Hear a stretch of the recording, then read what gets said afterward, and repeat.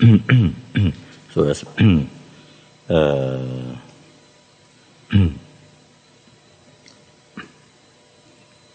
so the very first thing to and in the Guru Puja, when you begin the way, I think Ketup Sangyeshi, the way Ketup Sangyeshi did it starts with the way it's set up is according to Ketup Sangyeshi. First, generally one's of the deity, then there comes a refuge. So it starts. Guru Puja starts with Dechengangle, Ranyala Malha.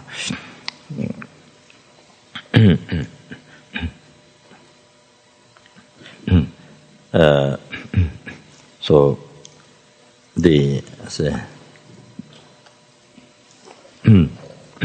once our mind become the root guru's holy mind, the Dharmakaya, the primordial mind, then say.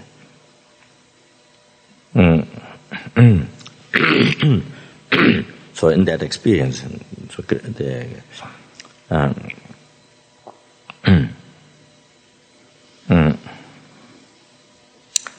Chen is a great bliss.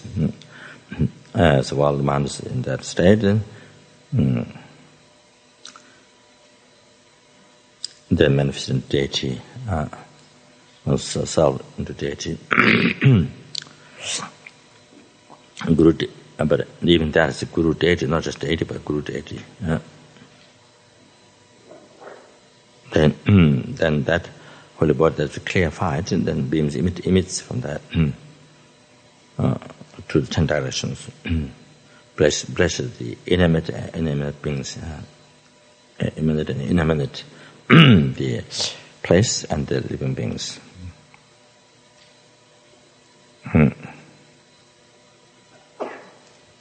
And then become all the beings become deity, the place become mandala. So the pure place.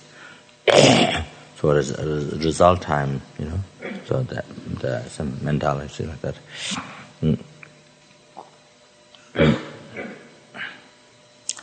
So to the mandala. So anyway, so start with the you see your own mind with being the root guru, the root guru, your own mind become root guru, Dharma, the ultimate, the absolute guru. So that Dharma, that Dharmakaya. So here, so it starts with that the whole entire Guru Puja. Done with that mind. So everything is, merit filled, offerings, everything is the manifestations of that. So they were now similar here when we do the requestion prayer. So it starts with that.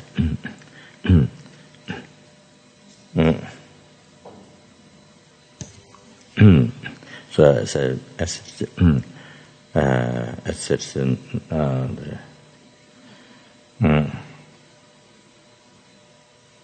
Lhasa translated here. You are the primordial Buddha, achieved all the Buddha lineage.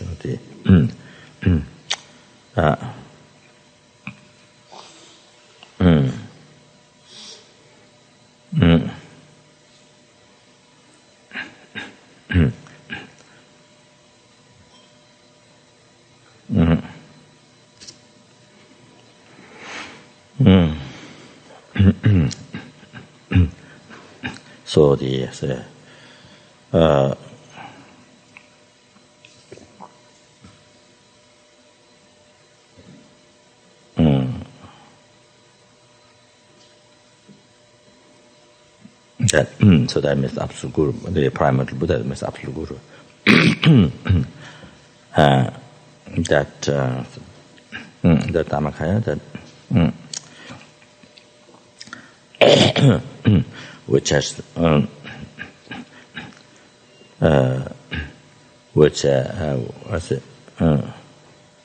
which is no beginning and no end, say, and that pervading to all the pervading to all the existence, bound with infinite compassion to us sentient beings.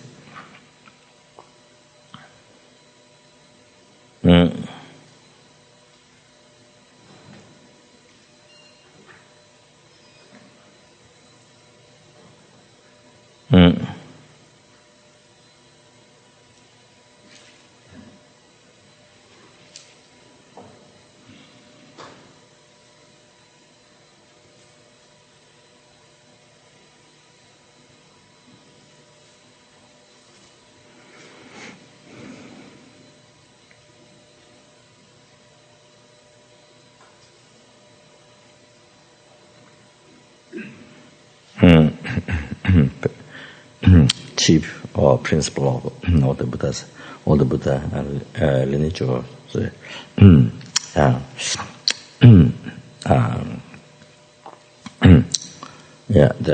I think better sounding than race.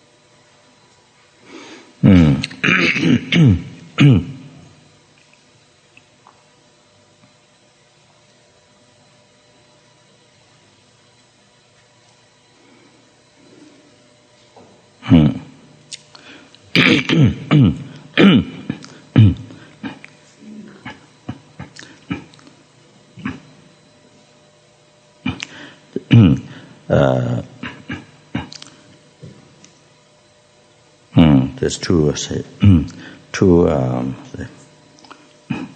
rig in the Tibetan Sangyeji rig.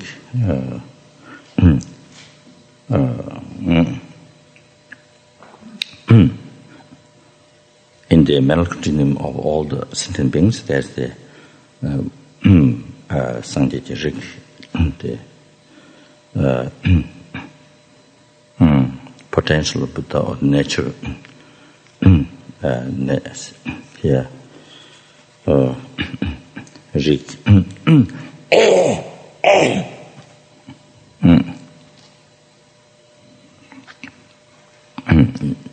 Essence of Buddha.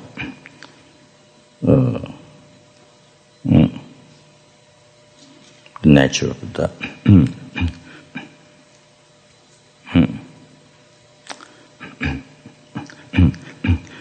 So one is the ultimate nature of the mind.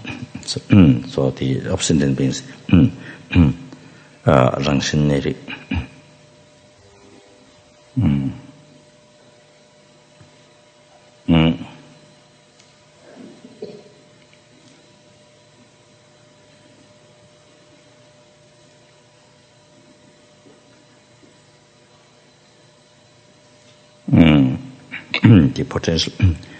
the potential Buddha in the nature.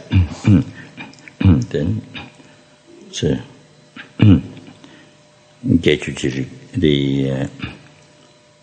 the potential of development, which is the cause of the Rupakaya. The virtuous thoughts,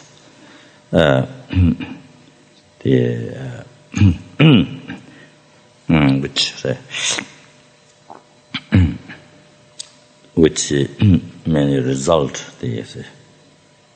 which is the cause of the Rupakaya.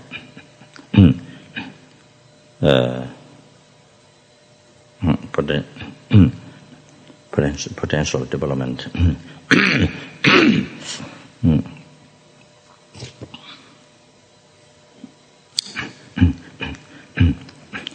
So here,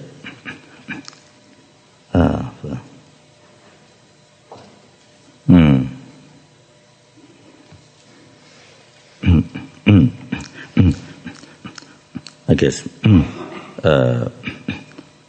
when we talk about Buddha nature in the sentient beings, maybe this, maybe that becomes different.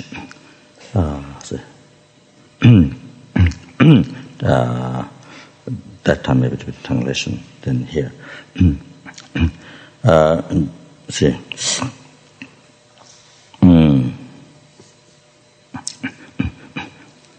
So that is so that is Chiba Lord Buddha.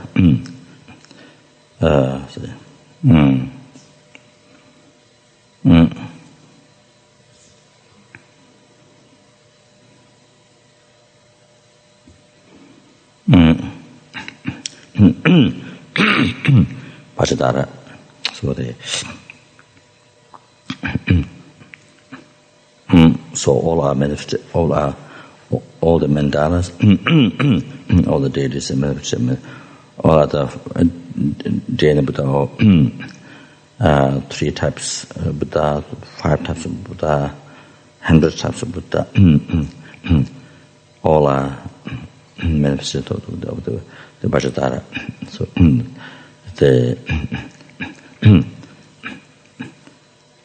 so what is the Vajradhara? Is the before primordial Buddha. So that manifests Vajradhara, principle of all the among Buddhas. So dwell in the palatial mention of the spontaneously created 3 bodies. So however,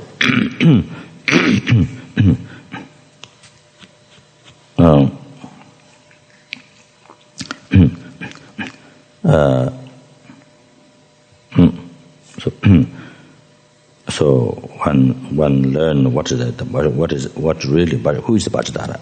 So that that was what I was saying before describing that. So I'm making a request to that. You see, then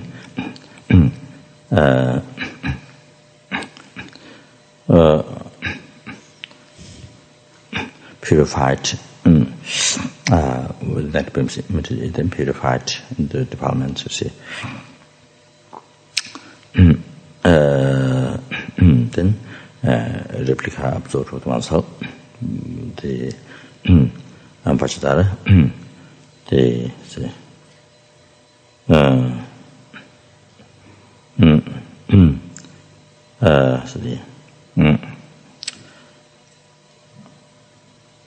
the prime absolute guru or the primary Buddha, to all the lineage, all pervading Lord Great Vajradhara. So the Vajradhara is labeled on that aspect. So that important. So the replica absorbed with ourselves. Then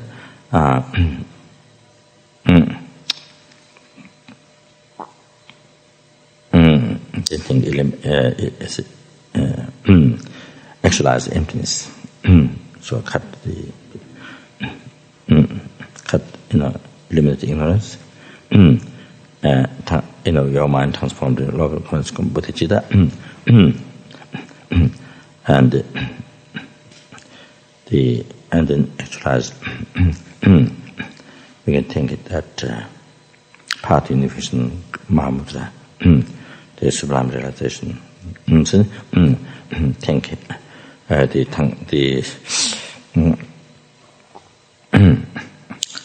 direct cause of Dharma Kaya, the Tantra Mahamudra, that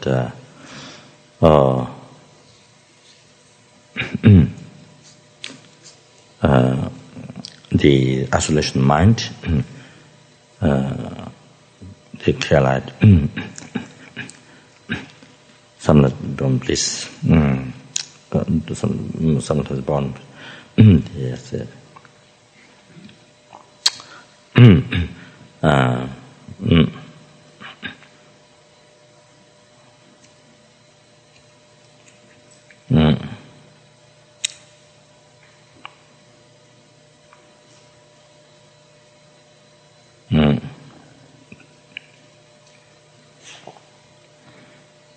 The task wisdom, great bliss or habit, non-dual, the say,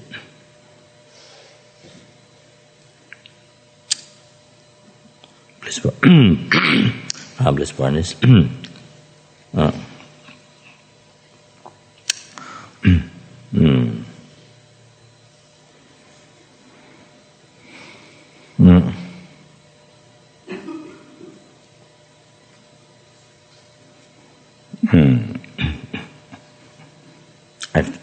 So those parts actualized with oneself. So also change it up, which means bless.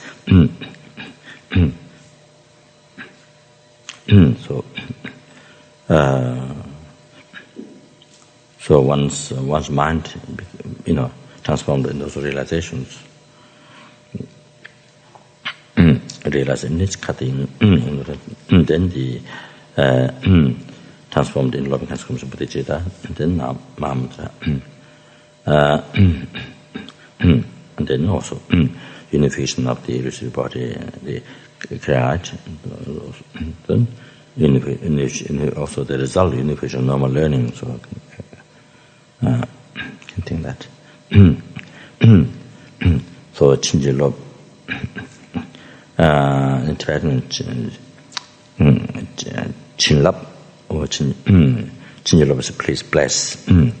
Chinlap, lap is one's mind is transformed into that path, that realization is a lap, and chin is a magnificence, glorification or magnificence. Chilap, so. In English, blessing. Chilap, bless means blessing. In Tibetan, chinlap, so two words.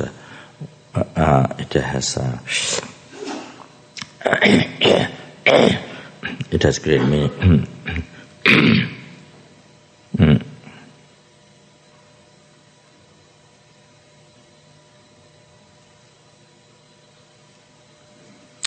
So.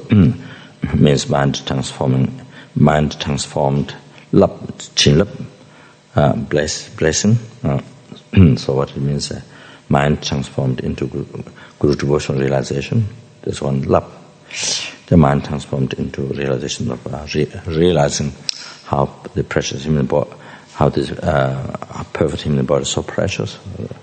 Realizing this and so. Then realizing how this is highly meaningful. So when you have that realization, mind transformed into that. Then realizing how difficult it is. So like this, each lap, chin lap, see lap, you can relate to each mind transforming in each realization of meditation, lamrim. Then the realization of the impermanence death, then lower realm sufferings, lap. Then realization of refuge, realization of karma. So all those lap, mind transformed in all those. Then realizing how even the deva human realm natural suffering, so the general suffering, the evolution of samsara, the 12 wretched limbs, shortcoming of delusion, so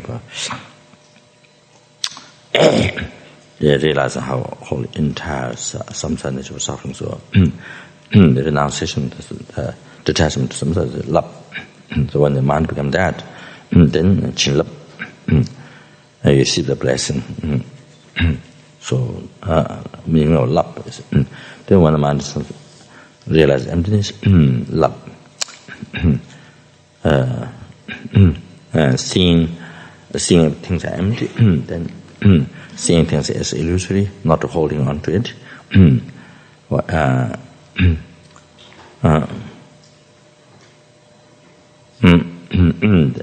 Then transformed into bodhicitta.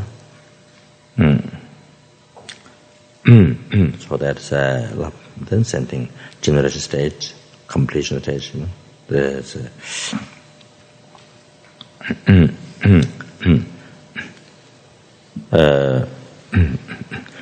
one was able to experience that to some extent, and then the task of wisdom and non-dual bliss one is, and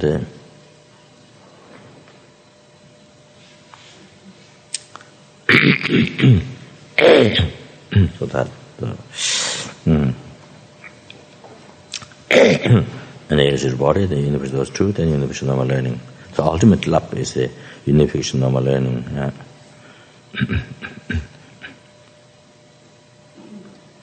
So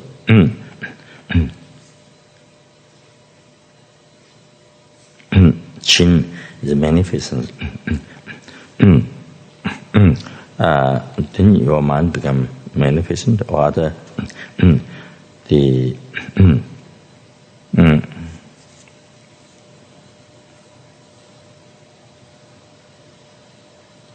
this magnificence may relate to the Guru's holy mind, the Guru deity's holy mind, which is magnificent. So with that mind in the blessing of the holy body, holy spiritual mind, which is magnificent. All those qualities, having all those qualities, then blessing one's mind, maybe Chin maybe could relate to the object who is blessing your mind.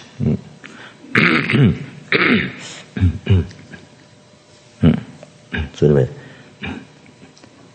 Chin Ji Lop, then he is bless, requesting the more bless, please bless. So as we go through his name, however, the very essence, the same from the first.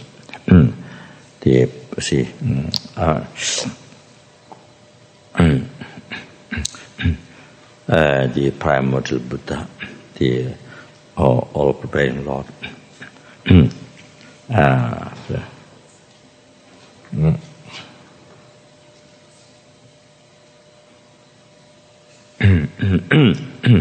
Whatever different name the Lama mentioned, and however that essence, essence that, then say,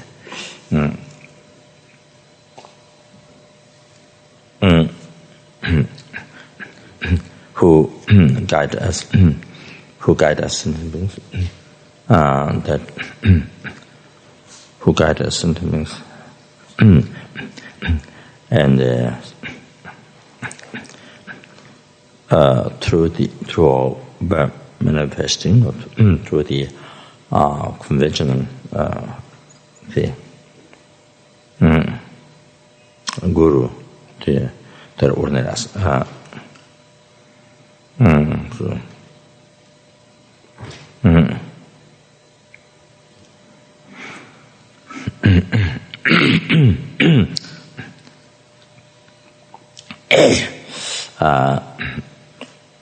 by manifesting through this, ordinary aspect.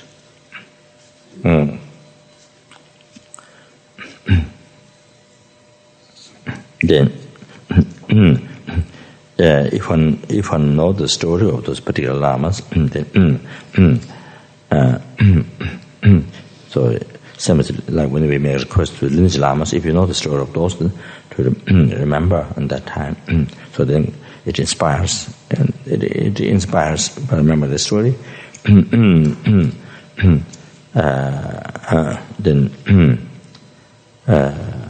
also that also that additional knowing the story, it helps to wishing to become like that, to have the realizations what the Lama has achieved. You see, so that so they were meditating like that here when we recite. So each time, your mind transformed in those realizations that requested and then transformed into those realizations after the purification.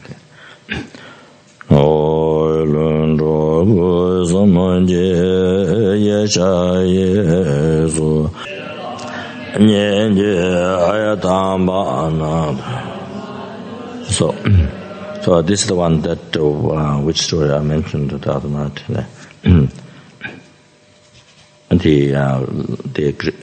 The most elaborate teaching of thought transformation, composed by Lojong Chemo, by Geshe Rabten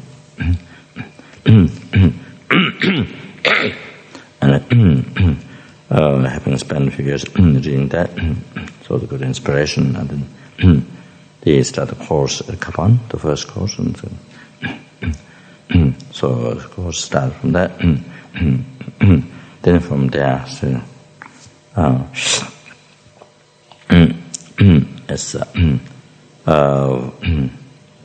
finding the benefit in the life, in the heart.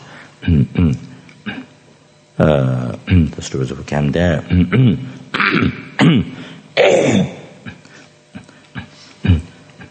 And that's start the centers in the different parts of the world in the West. So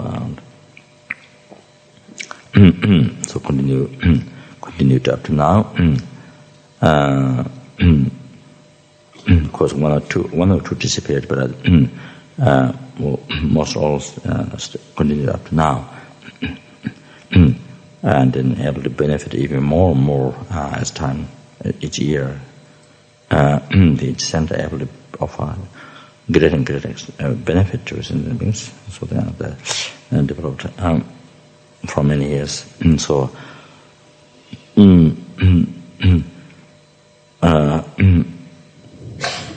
so including this retreat, they were able to do to plan meditation. So all this came from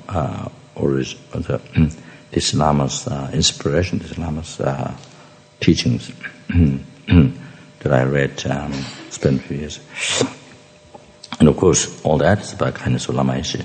So that then that goes to his notes. If it didn't come from Tibet, that could be, I think it would have been very difficult. So that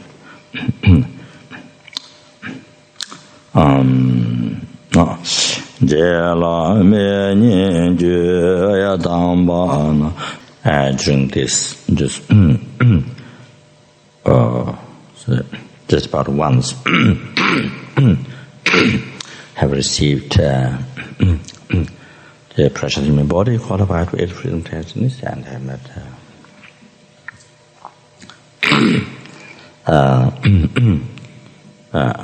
met with the Dharma. The precious human body qualified for 8 freedom testimonies, which is extremely difficult to find. Found this time, and to meet Dharma was extremely rare to meet. Have met it, and then meeting the virtuous friend, revealing the whole path from life.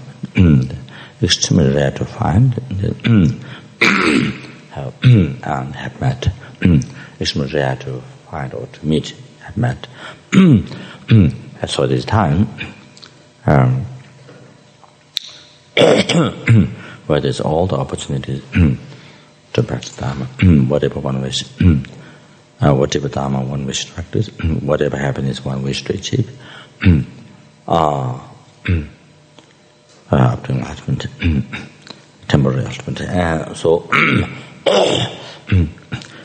at this time, while one has all the opportunities, then make sure, first thing is make sure, secure to right after death, immediately to have good rebirth, to practice Dharma. They're able to, able to practice Dharma.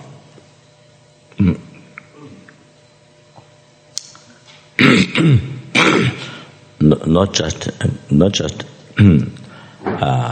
enough just to be human being or born with deva. I have a deva. Extremely difficult to practice Dharma.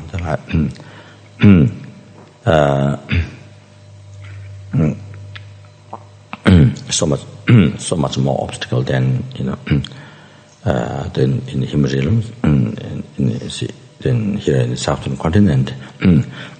There's no opportunity like that up there. No respect, tongue and so forth. Unbelievable. So difficult to renounce. So difficult to renunciation of samsara. So lives completely, no matter how many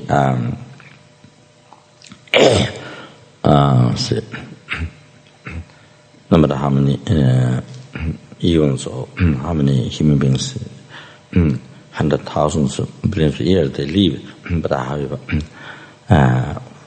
totally distracted by, totally, even those devas living in desire realm, totally distracted by, completely distracted by sense pleasure, desire, the sense pleasure. They have so much sense pleasure, all this sense enjoyment, so completely occupied. Extremely difficult to realize how samsara nature of suffering is so difficult.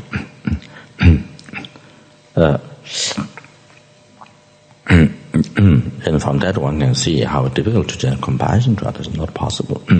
Extremely difficult. Then you can see how difficult to enter the mind path, to how difficult it is to reach enlightenment. So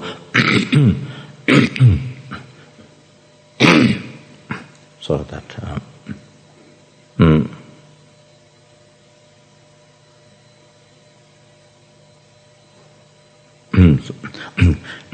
even usually even the example of in Tibet,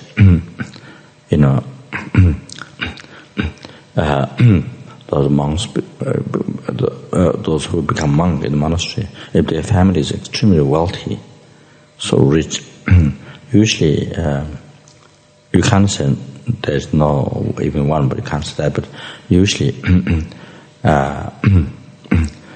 unable to complete the study in the monastery, something there are a lot of distractions, a lot of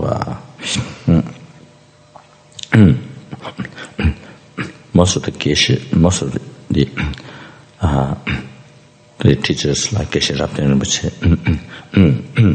many those who become great scholar and great, not just a scholar but a great yogi, while they are studying in their monastery, giving teachings to others, classes to others, educating others, at the same time they practice lumbering at the evening time. So Geshe Rabten Rinpoche in the monastery has a pujas. There's the whole 24 hours of the whole daily the monastic program of the routine or program. So there's times debating. There's so before first thing in the morning there's a prayer session, and then the debating place. Then there's a class debating in the class.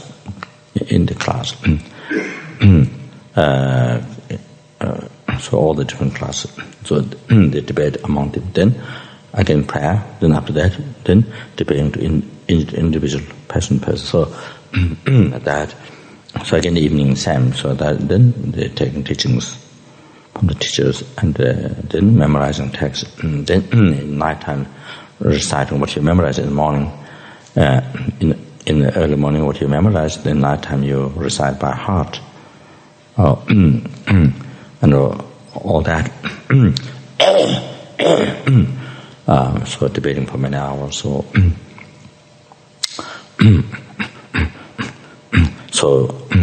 Geshe Rabten Rinpoche, when he was a mathematical class in Tibet, I think the 3 years they debate whole night.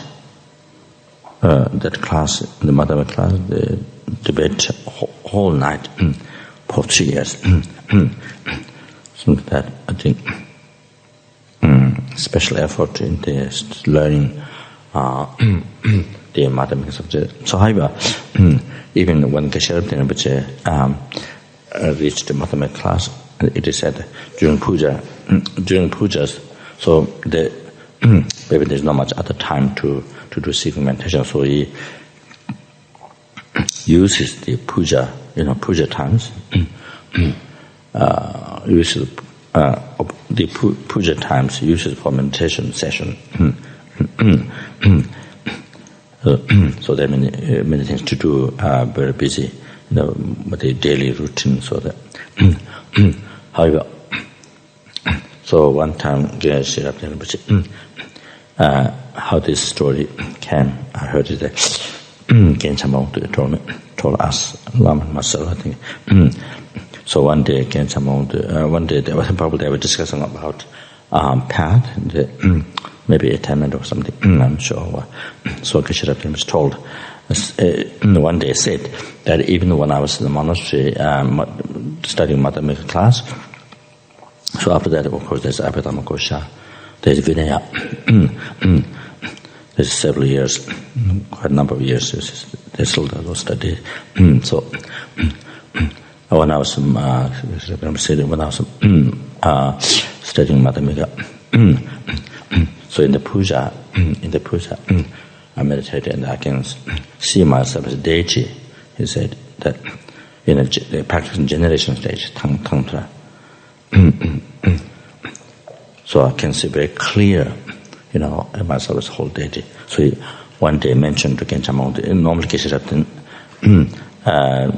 don't mention, not usually talk about also attainment or things like that. So I mentioned to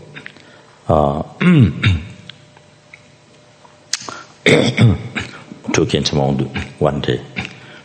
I think they were talking on something. So just happened telling was his Geshe who was very successful, very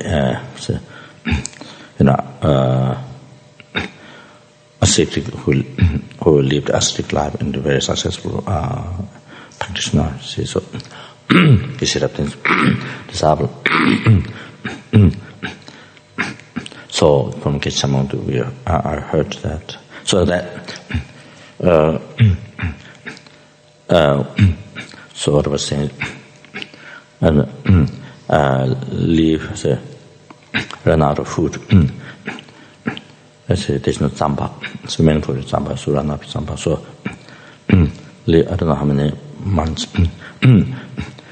Just black tea and then a little bit tsamba on top. Sprinkle on top, then leave on that.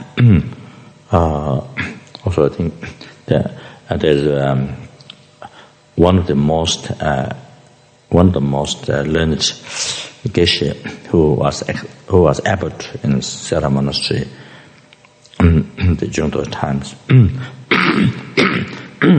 When the mainland China, the invasion, when that happening. One of the most top learned, there are quite a number in each college, the top learned, you see. So who's ex-abbot in India, at Baksa, whose face looked like Lama Tsongkhapa's face.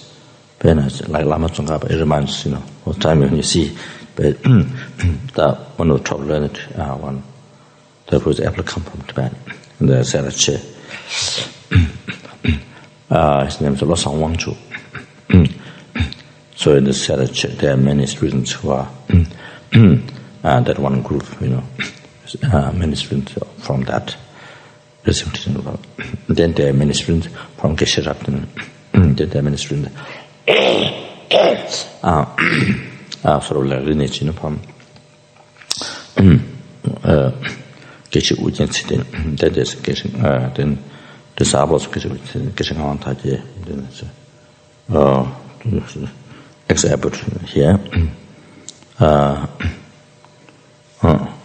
Geshe Losam. So that's one group, one sort of lineage, one group. So there's so they're like that. Anyway, so this example, again, same story when he was studying monastery. So they say,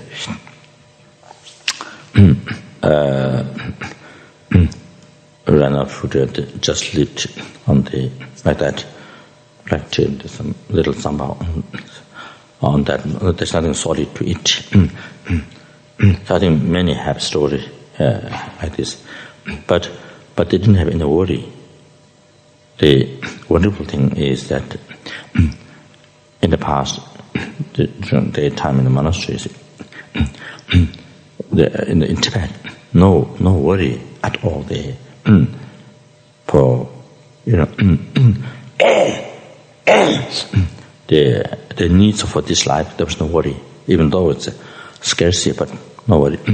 So whole attention is learning Dharma, day and night thinking Dharma. So whole life is just in that thinking, memorizing, praying, debating, and the elder ones teaching. How they themselves learn, teach others.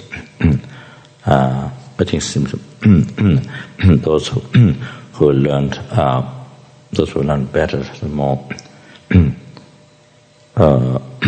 So when they begin the mathematics, learn mathematics or complete the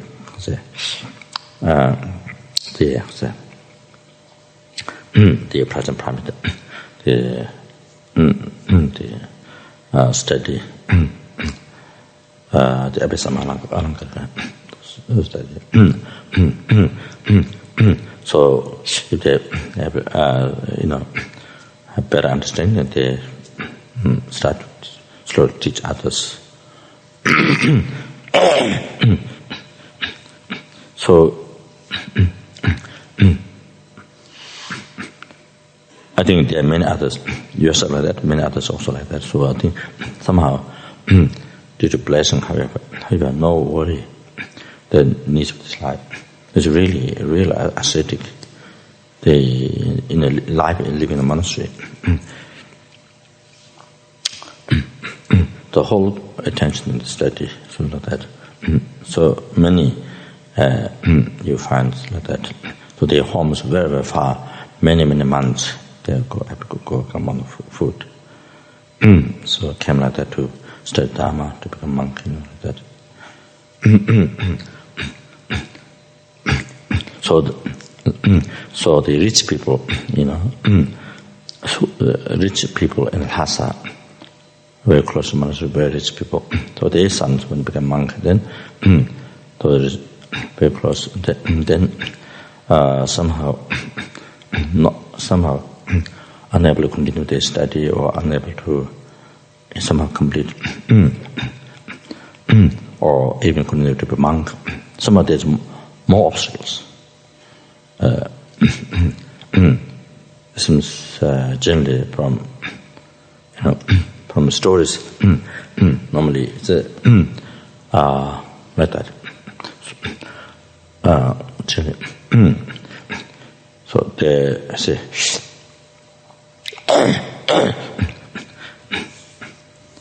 there's so much comfort, pleasure, the more sense enjoyment, to see like that, and somehow there's more obstacle. I'm sure there might be somebody who complete study all that, but generally speaking, since there's a story, more obstacles to complete the study. Sometimes a monk to continue, so like that. Many more distractions. So of course, if you think about deva, almost like impossible. Impossible thing. So anyway, so therefore,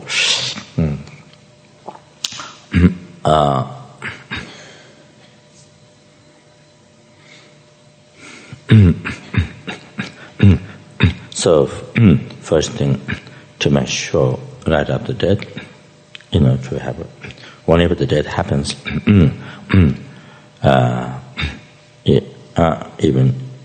even as tomorrow or even today, make sure to have higher birth, but of the happy transmigrant, that can again continue to practice Dharma. So especially perfect human birth like that, and that alone of sufficient must be free from this. Just about once having opportunity to be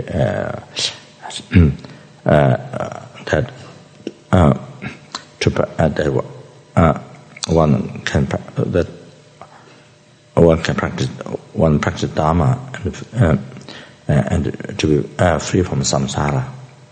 So this is just about once chance. So must be free from samsara. The whole, the entire oceans of samsara suffering and cause. And not only that, not enough. That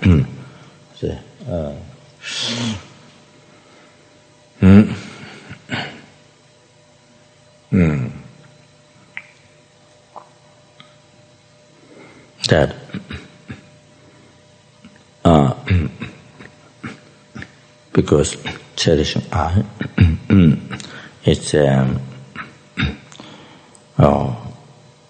opening door for all the obstacles, the sufferings, all the undesirable things.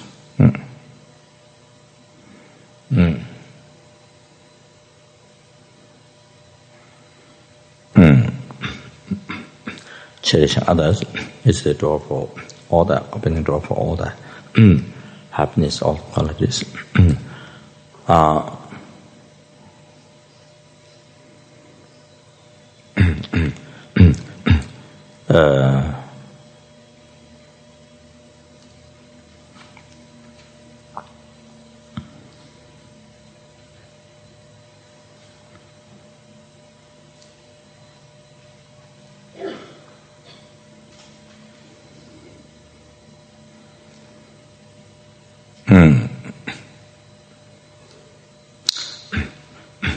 By cherishing the I, what makes life one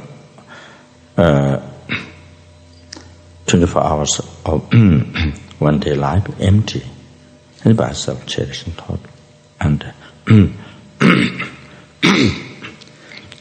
due to self-cherishing thought, then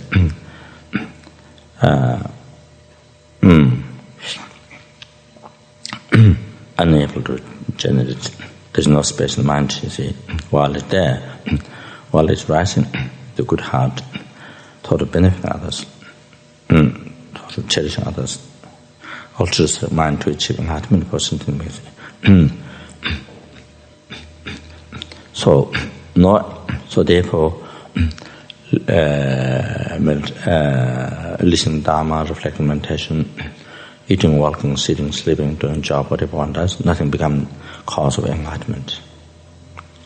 Nothing became cause of enlightenment. to achieve enlightenment for sentient beings. Nothing become cause of happiness for all sentient beings. Because the attitude that 24 hours of life is only self-cherishing thought. Not only that, then due to self-cherishing thought, that attachment to clinging samsara perfection, samsara happiness. So, therefore, what if listening, reflecting, listening, teaching, reflecting, meditation practice, whatever activity one does, it didn't. Not only it didn't become a cause to achieve enlightenment, but it didn't become cause even to achieve liberation from samsara. It didn't become cause even to achieve liberation from samsara.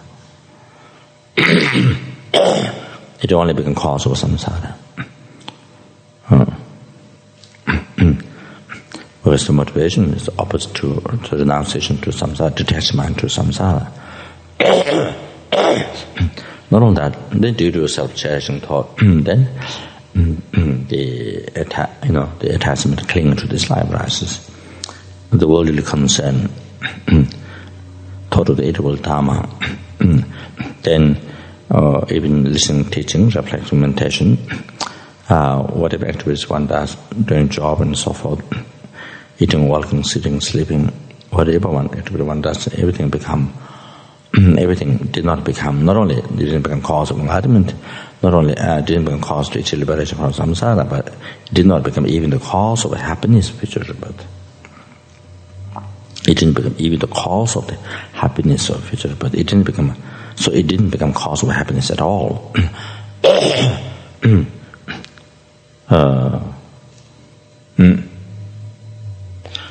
So that motivation is only non-virtue, and all the actions will become non-virtue, transformed into non-virtue by the motivation.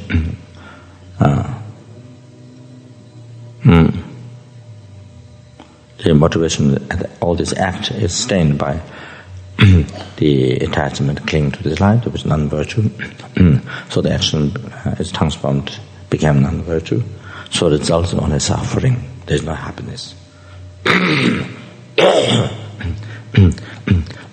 Besides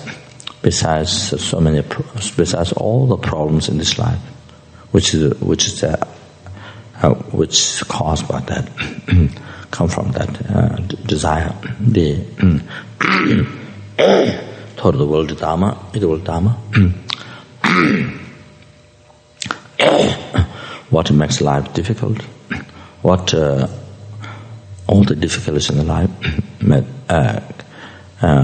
who made difficult is by that by this this attachment clinging to this life. So that so that's the one that makes life difficult.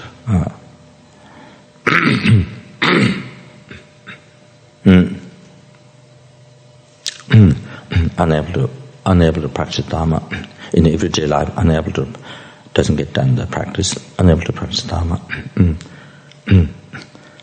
Even one who has a wish but unable to practice Dharma, unable to practice.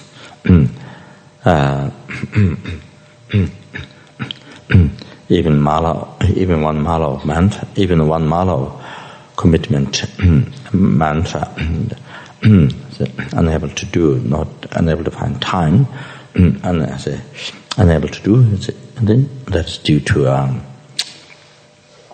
this thought of the evil thought of the edible dharmas, this attachment clinging to this life. So this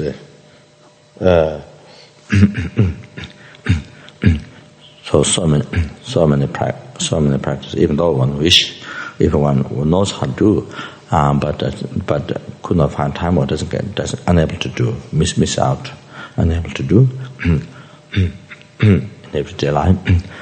So completely by the fault, shortcomings of this thought of the Eightfold Dharma.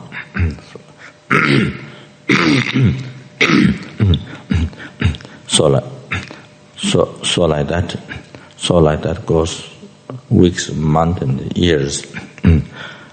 Missed to practice Dharma, missed out, or always wishing to do it, always planning to do letter, and letter. So after some time, and then suddenly the death happened. Suddenly death occurred.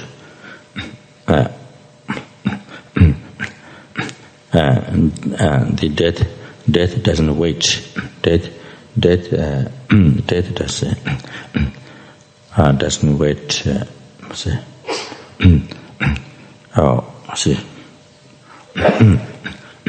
Doesn't wait. Oh, you haven't finished. Or you haven't finished.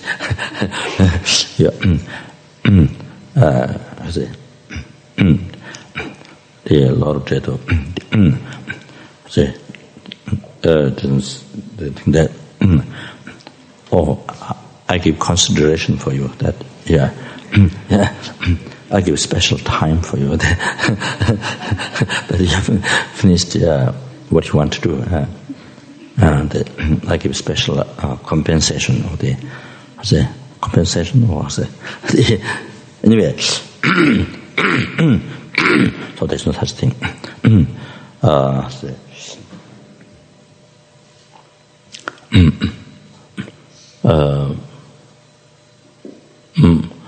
So I got so that's all this by so all the difficulties, all the problems, not only obstacles to practice Dharma, but all others problems that one go through. They say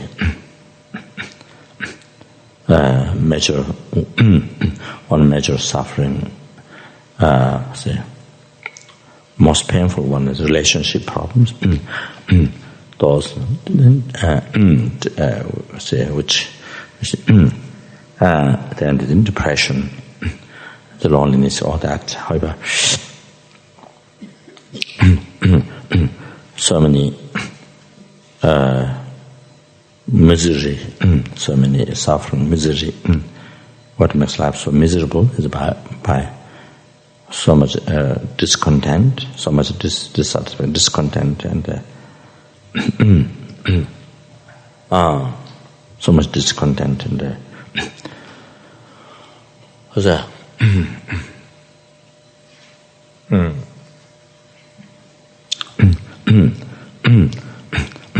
how much wealth one achieve, how much success, external success one has, wealth, they are unable to get satisfaction, and life become more and more miserable, or how much Dharma how much one have education, even learning Dharma, how much one learn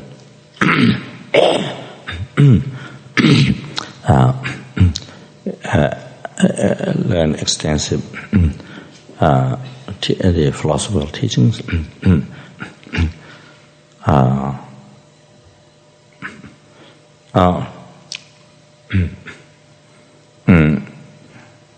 more and more, even one become more and more expert. However,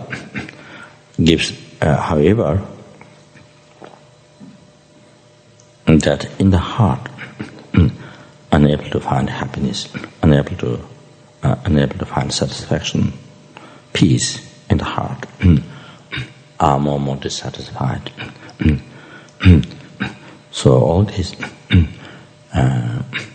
all this because didn't get to practice Dharma. Learning words, but didn't get to practice Dharma. So what is that? That is it. But didn't get to practice the real Dharma. What's that? That is the letting go this the evil thought of the evil dharmas, this desire, attachment, clinging to this life. So it didn't let go of that. So that dharma practice didn't happen. So the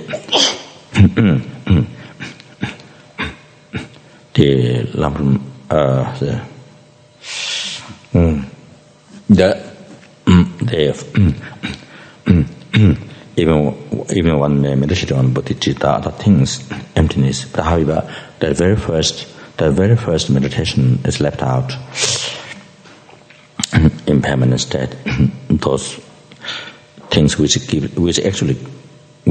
from where actual progression comes. But those beginning part was left out. So that which cuts this attachment, this total edible dharma, which cuts this,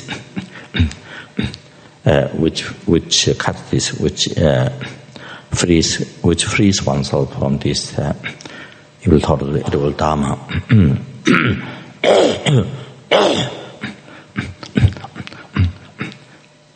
So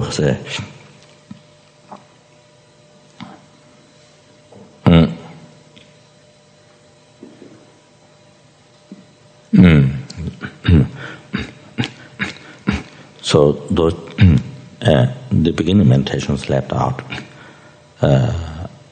Other thing unimportant or however not interested, however.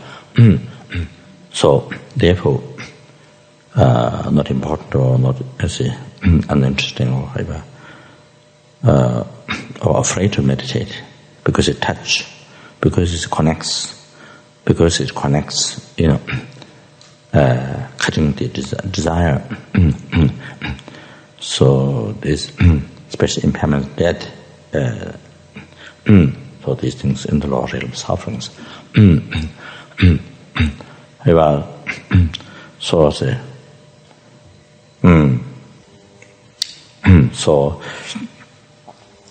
that desire is the total edible dharma, is the source of all the unhappiness in this life.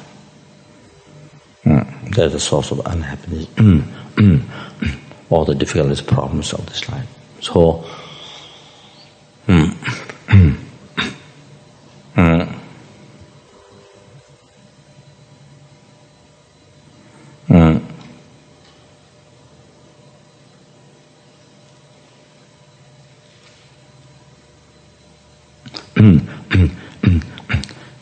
even one gets some experience,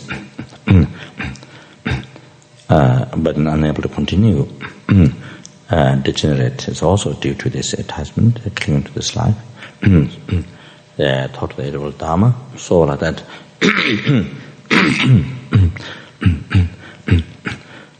So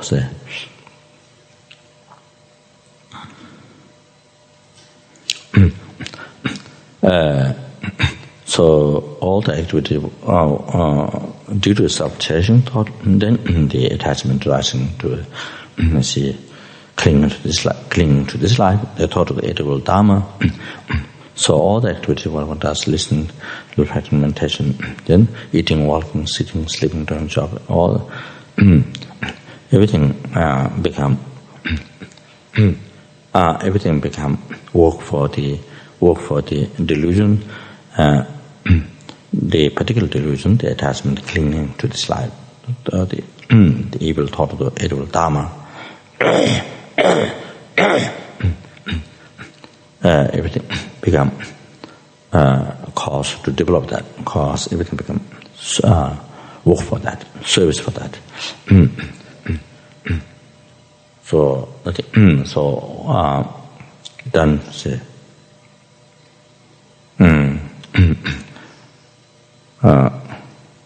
with this the motivation, with the thought of the edible dharma. So therefore, everything become non-virtue.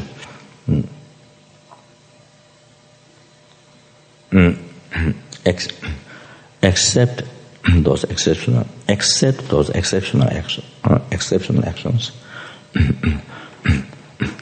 Due to power of the whole object, statues, stupa, scriptures, due to power of the whole object, not from the side of motivation, due to power of the whole object, then it become virtue, their circumambulation, prostration, make offering to these whole objects, and become virtue.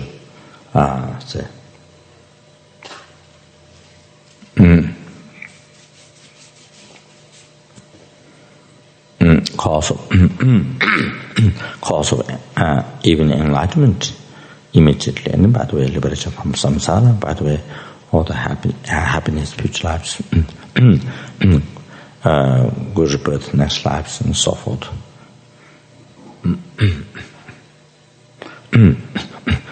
So accept that these exceptional actions, if one say this circumambulation, prostration, make offering to these whole objects, so brings service to these whole objects, accept these things, become virtue by the power of from this, by the power of the whole object. Otherwise, everything everything becomes karma. Even making charity to others. Again, the edible Dharma, evil thought world Dharma comes, seeking for reputations and seeking for praise from other people, saying how you're good, kind, generous. So again, the action become even though by giving food, of course, it stops the hunger of the other person. It does those things, but the action of the person, the action giving by the person, that become a non-virtue. Because it is done,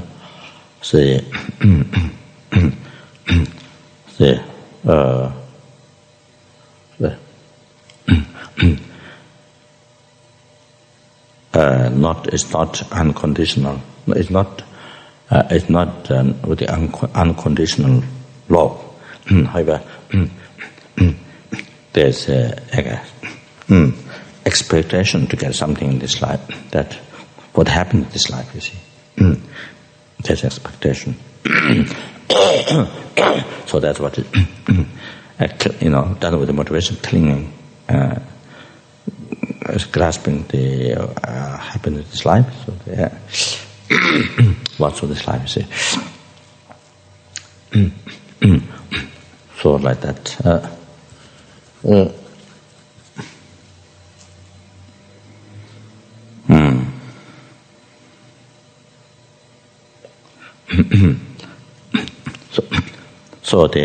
So they were self-cherishing thoughts, so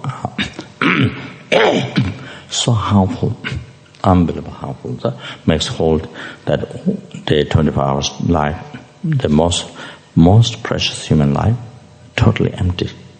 And especially perfect human rebirth, you see, human body that's which is the 18 qualities, then totally empty. Not only empty, but is used due to self-changing thought, and is used to create the cause of samsara and the cause of lower realms. So that's what in reality, that's what 24-hour life became that. Yeah, so therefore,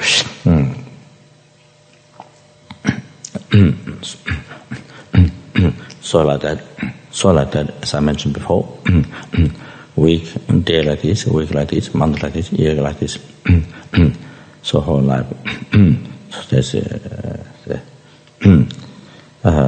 goes like that. So there's a great risk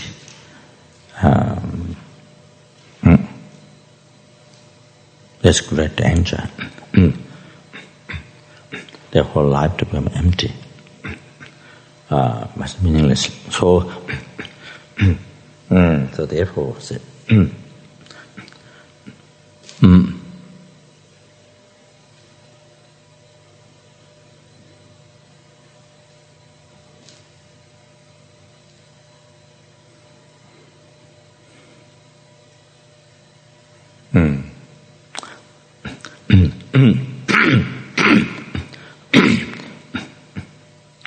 this self-cherishing thought abiding in one's heart can't stand. One can't stand this without getting rid of this, without abandoning, abandoning this.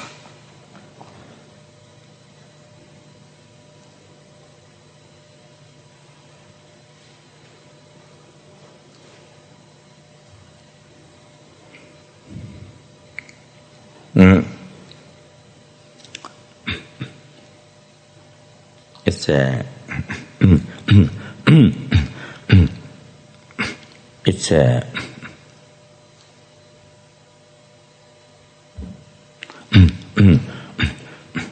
it's much more harmful. It's much more harmful than cancer. It's much more harmful than AIDS.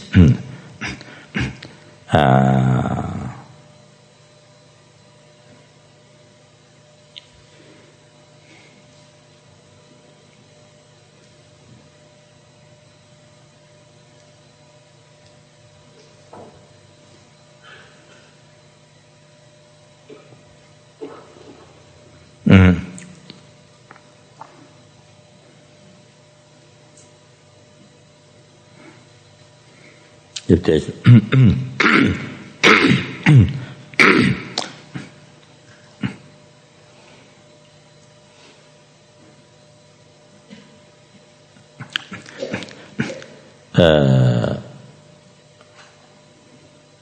if there's good heart,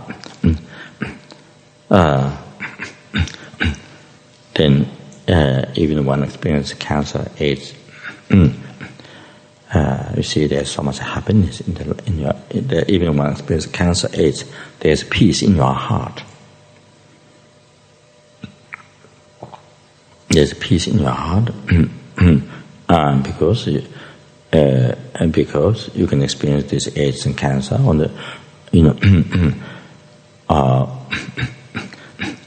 see, for the benefit of, you can experience this on behalf of all sentient beings.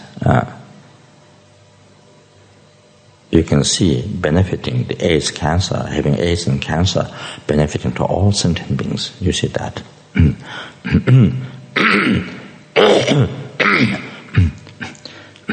And it brings, and it becomes path to achieving enlightenment for oneself. We collect extensive merit and to achieve enlightenment quickly.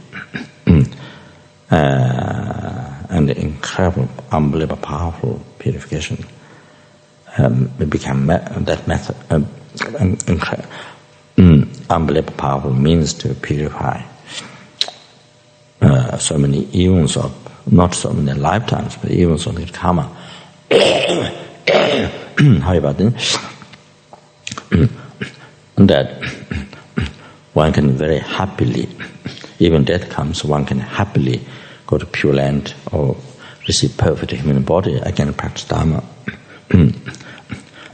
But if there's a self-cherishing thought, even one does not experience cancer, AIDS, but if the self-cherishing thought is abiding there, then that means to create net karma, arise other negative emotional thoughts, ignorance, anger, attachment to that, many other delusions, pride, jealousness, all those, and then engage many negative karma. Then it makes it difficult death, makes it difficult, makes the death very painful, also very terrifying, and makes the death very terrifying, and then incredible fear. that becomes something more frightening. So like that.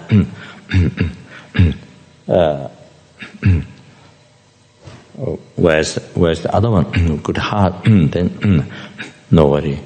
It's that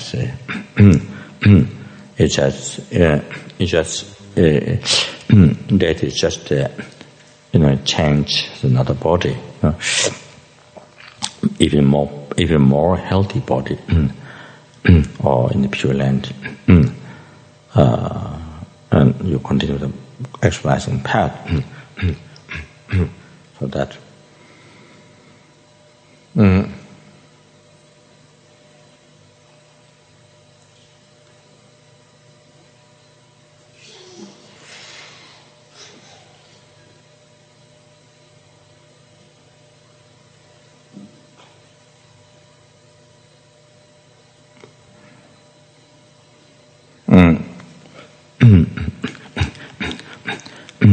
One doesn't find any difficulties, even instead of not finding any difficulties, instead of finding difficulties, so happy, most happy, sort of that. However, like changing dress, leave the old dress and wear new dress like that. And they say,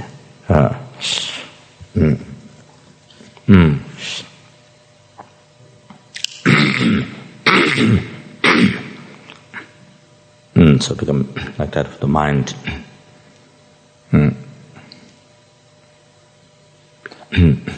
So therefore, say.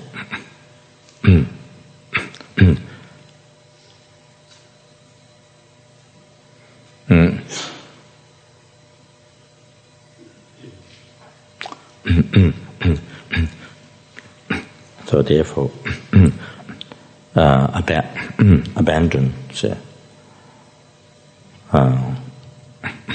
ego, the self-cherishing thought,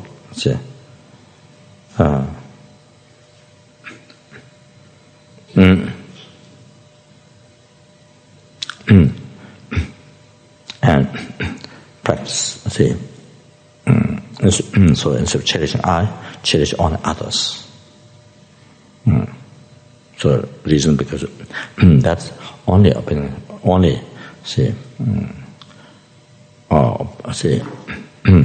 also from that, then all the happiness, happiness for ourselves comes from that. All the happiness after enlightenment, then numberless sentient beings, they receive all the happiness from from your bodhicitta, cherishing others, sort of that. So,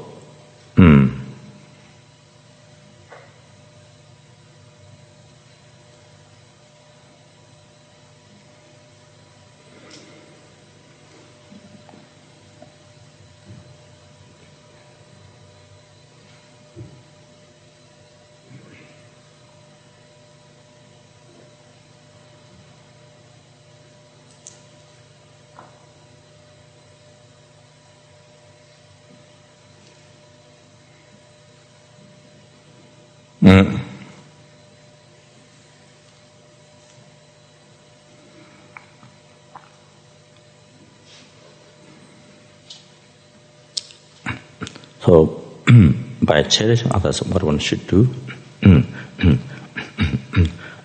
then free the sentient beings here from all the undesirable, what they do not like, all the undesirable sufferings, and cause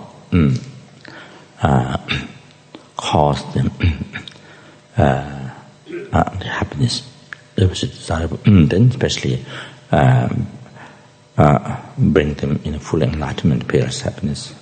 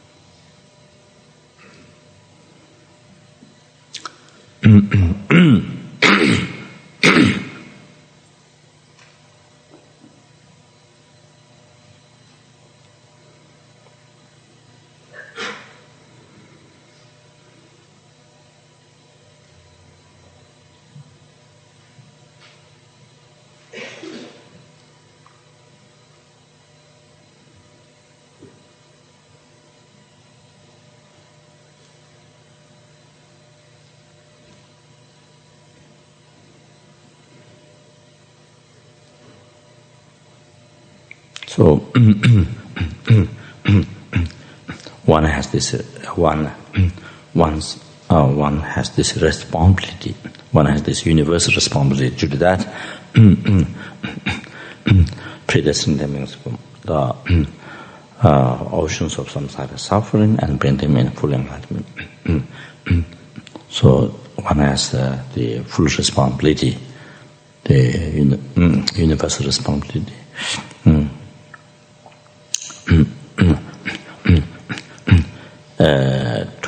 Towards every single hell beings, hungry ghosts, animals, human beings, sura, asuras, intermediate beings.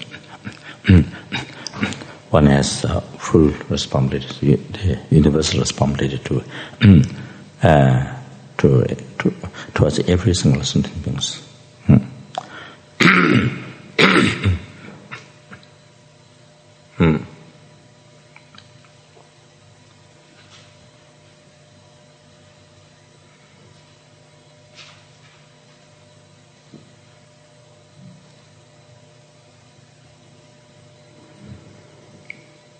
Because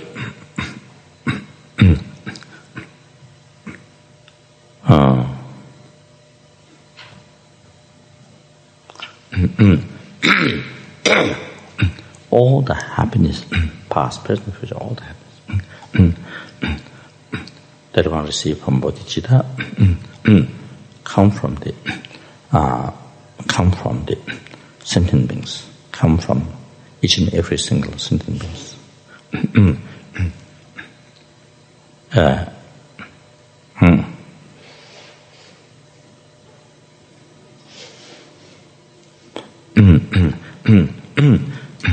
The limitless skies benefit that every single benefit what bodhicitta has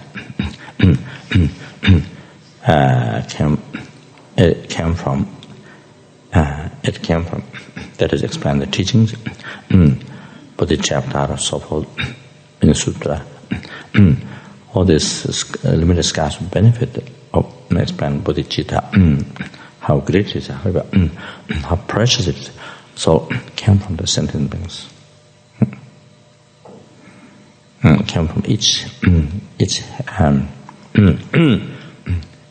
hell beings, each hungry animal, human being, sura, asura, intermediate stage. So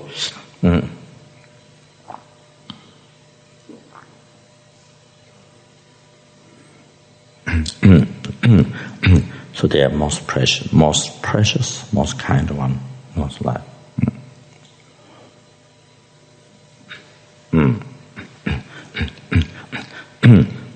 So like this, one has full responsibility.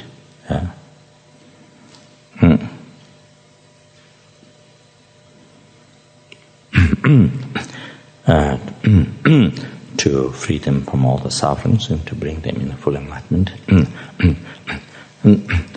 For that reason, for the success of that, one need to achieve full enlightenment. And for that, one need to exercise path, stage path of enlightenment. And therefore, listen, say, yes, the Lama teaching, the old transmission.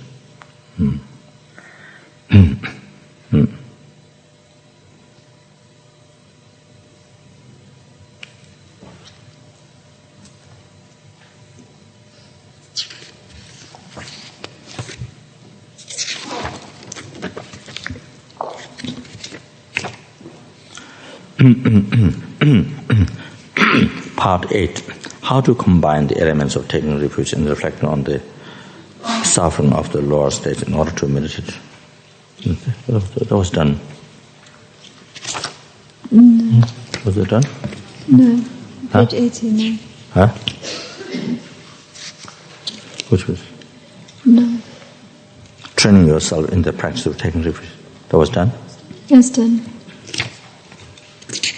Page 80. Yeah, so that's what I'm saying now. Part 8. How to combine the element of taking refuge and the reflecting on the suffering of the lower realm, suffering of the lower states, in order to meditate on them jointly. After properly eliciting separate realizations as described above, for the topics of reflecting on the suffering in the lower states, and recalling extensively the virtuous qualities of the triple gem, you should practice taking refuge in a way that combines the two subjects. The two causes that form the basis for the act of taking refuge are the fear of being tormented by the suffering in the lower states, and the faith that believes that the triple gem alone has the power to save you. The actual essence of taking refuge is the mental act in which, based on these causes, you entrust yourself from your heart to the triple gem as the object that can save and protect you. If you were to fall into the lower states, you would not be able to find a refuge, nor would you even know how to take refuge. Thus, it is crucial that you begin right now to practice taking refuge. You should do this by reflecting carefully on the words composed by Lord Shantideva, which begin at the phrase,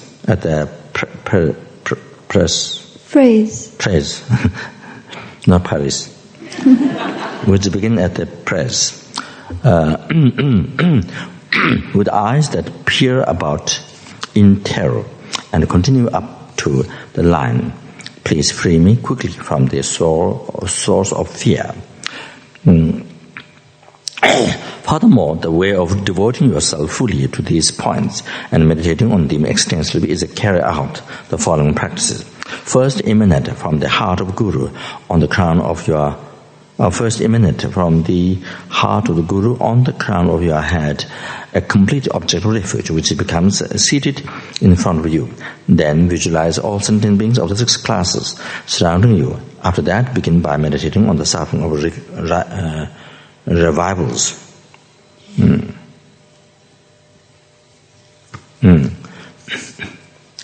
Imagine you are actually there so vividly that it fills you with terror, that reflects that you need not to be afraid, because the saving refuge of the Guru and Triple Gem, who are sitting in the space before you, possess the power that can save you from this plight. Finally, hold in your mind the thought that you beseech this object of refuge from the bottom of your heart to save you, from the bottom of your heart, to save you and all sentient beings right now from this suffering of revivals. While you diligently repeat the refuge formula aloud, many times over. Do the same for the other hot hells, black lions, compassion, schemes, and the rest, as well as for the 4 adjacent hell regions.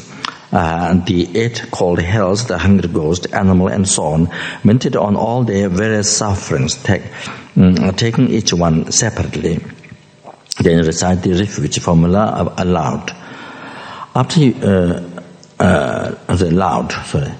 you have contemplated each topic, these key points make for a practice that is truly wonderful.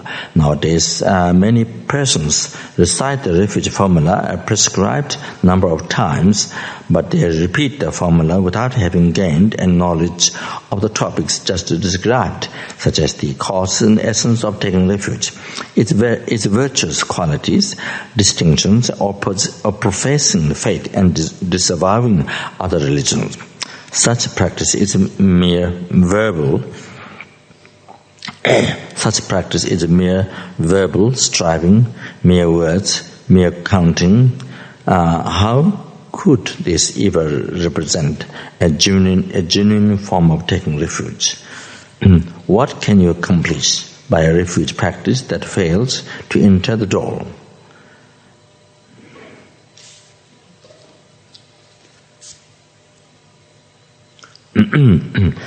So here,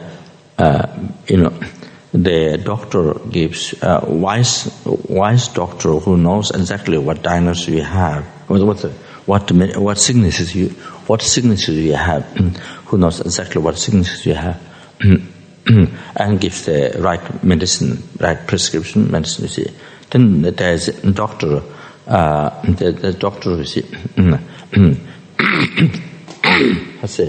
who doesn't know your sicknesses and gives wrong prescription, wrong prescription.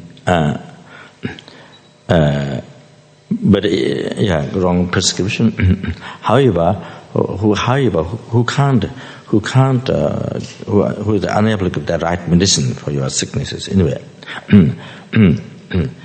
So then here is a simple example. So if you follow both the other wise doctor's right prescription, then also the wrong prescription, the wrong medicine. So if you do both, then you see the right medicine, the wise doctor then can't really help you because you are taking the wrong medicine. You are taking the wrong medicine from the wrong doctor. You see. So the final things you don't get better. So that's the final conclusion. Is you don't get better. So so here you follow the right doctor. Abandon following the wrong doctor who gives the wrong prescription, wrong medicine. Then the advantage is that your sickness get better and you will have a healthy body and mind. So that's the main point here. Not so much a question of whether you like the doctor or whether you don't like the doctor, or you see, and the reasons. Not the thing. Point is that who knows exactly your sickness can give correct medicine, and then your sickness can be healed. So see, mainly the aim is so that it can be healthy. So that so this is it. So exactly same. This example, so you can understand this example. So same here. So in it, see. So say.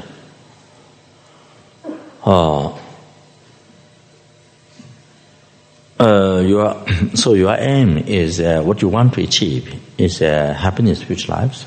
Then of course that depends the morality and practicing charity. You see, so you have to. If somebody teach you something opposite than that, like sacrificing animal or something, for example, so that you will go to heaven. If you do that, if you kill a human being, you will go to heaven. So something opposite to then something opposite to then this correct path, this which is the actual cause of the good rebirth next life, happiness future life. So if you do that which is opposite to this, then you want to achieve your goal, happiness future rebirth. You see, that won't happen because this one interfere to that.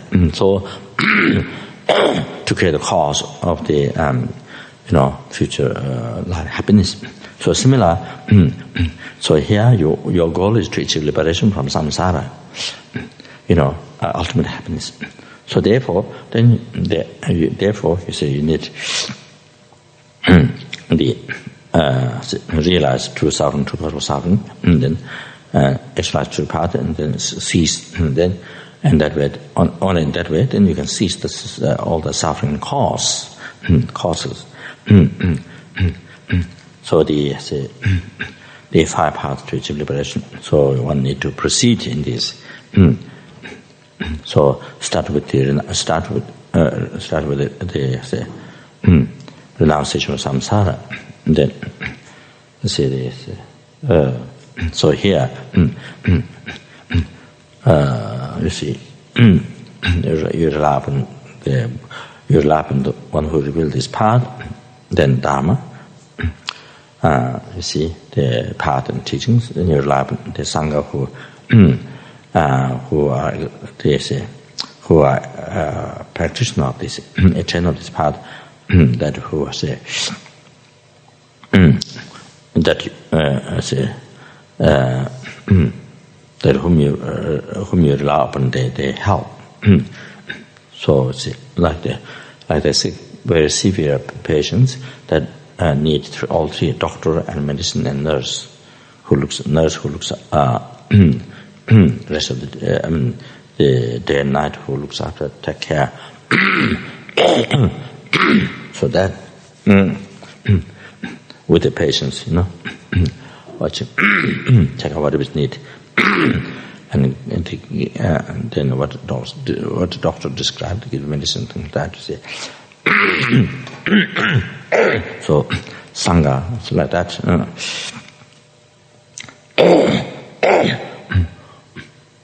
So the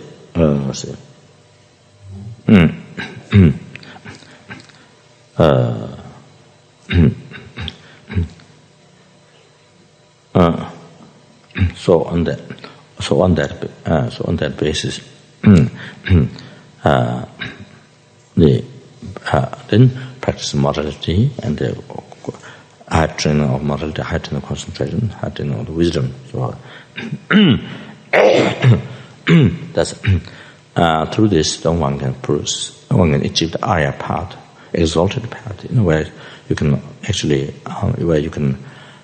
exalt the path wisdom directly perceiving emptiness, that the rising path of mente, which ceases the departments, directly. So that's how one, after that's done, including the seed of delusion, then one is able to achieve liberation, sorrowless state. So like that, I say.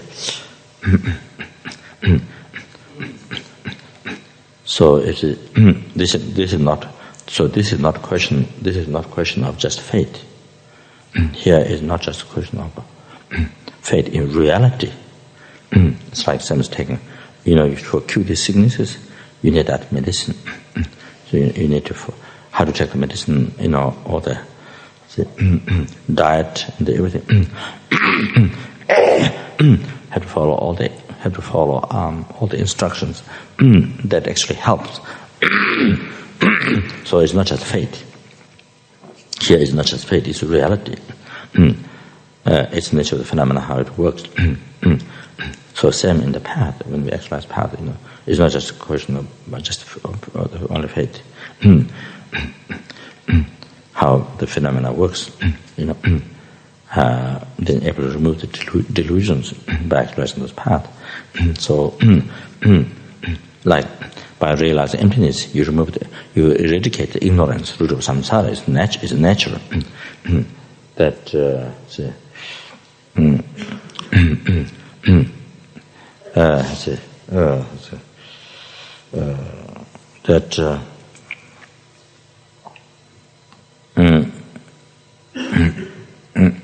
that from night time, from distance, there's a bush there, and you see like animal type or something. Then when you put so there's a wrong concept. Believe that person or tiger, some animal. But by putting clear light, but by putting light on that, by putting a flashlight on that, then you see it's a bush. It's a bush, and then the previous wrong concept generated, believing that a person or that tiger or something, or the piece of rope on the road, the thing that's snake, as a common example that you see in text. In the Madhyamika teachings, in the Dharma teachings, so by putting by putting light on that, then you see it's just a piece of rope, not snake.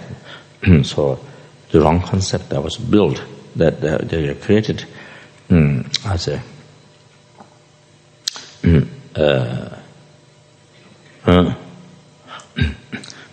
because it looks like a snake, so then the ways see curled or things colors, then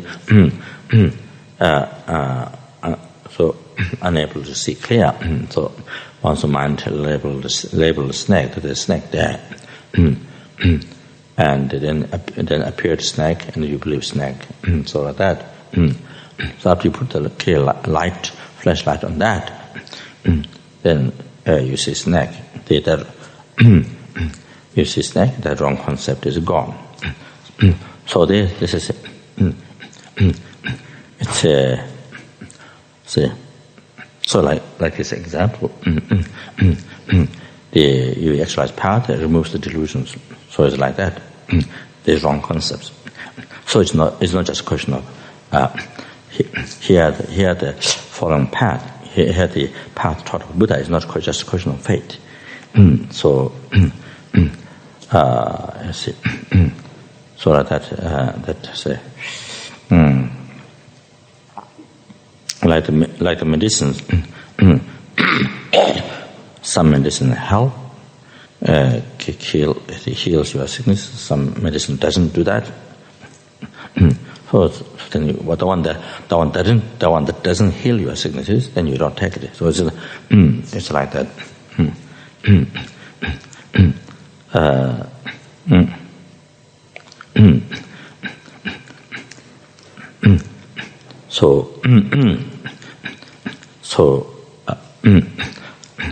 However, that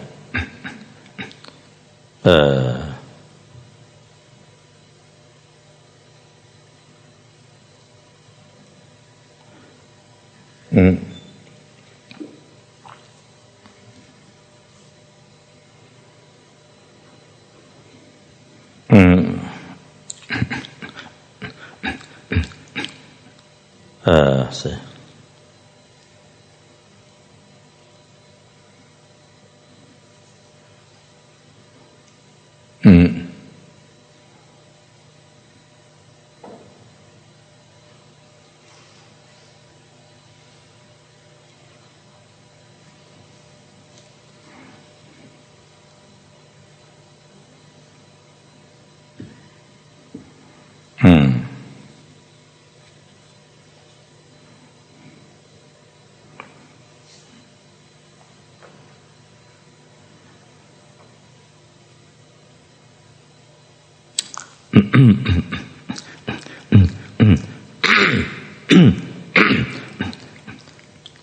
Of course, there's nothing missing in the path as is revealed by Buddha to achieve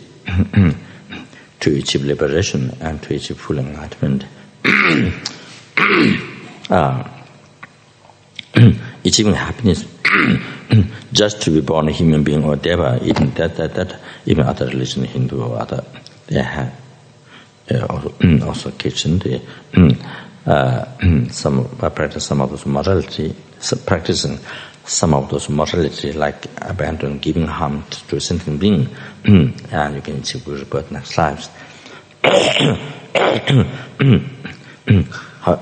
So, however, there's nothing missing in the path to achieve liberation and enlightenment taught Buddha. So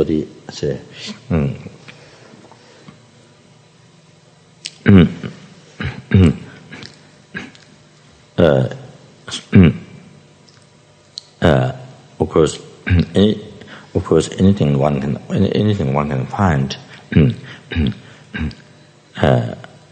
something very beneficial to achieve, for you to achieve liberation, to resist defilement. Something that you find very beneficial to achieve enlightenment, to see the benefits of bodhicitta, to develop compassion.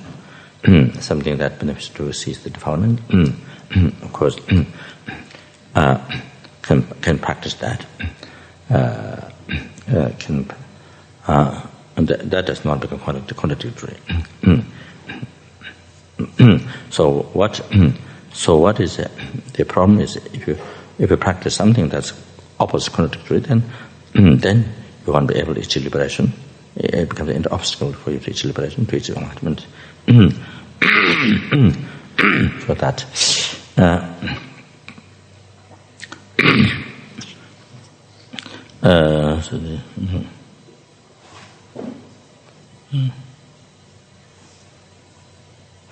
Such practice is mere verbal describing, mere words, mere counting. How should this ever represent a genuine form of taking refuge? What can you accomplish by a refuge practice that fails to enter the door to the inner faith, of Buddhism, and that is performed as though it were a form of punishment? So if you want to undertake a prescribed number of refuge recitation, perform them here while reflecting extensively on the various topics. This will ensure that your efforts are carried out most effectively. That's all? Huh? What? Finish. Well, not the next one? Can we have some more? Not notes. I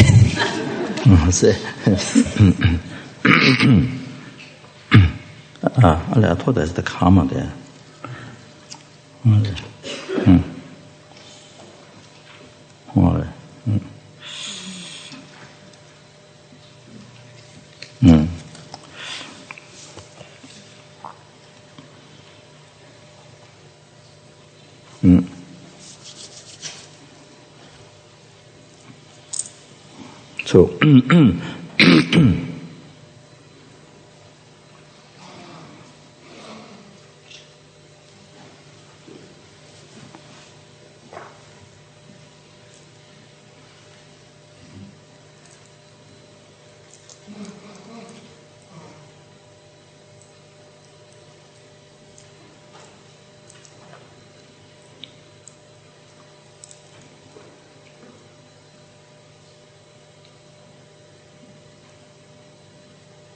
So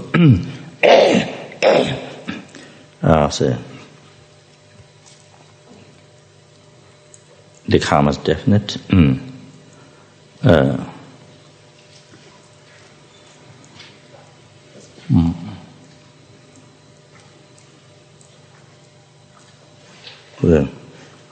To definitely bring its own result. So if negative karma is done, it's definitely to bring its own result, suffering, and if the virtuous karma is done, then it's definitely to bring its own result, happiness.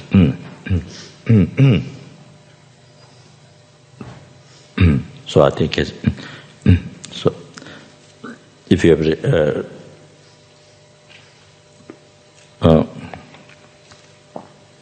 realization of that, and then very strong determination to abandon nothing negative karma, and a strong determination to practice good karma, very strong determination.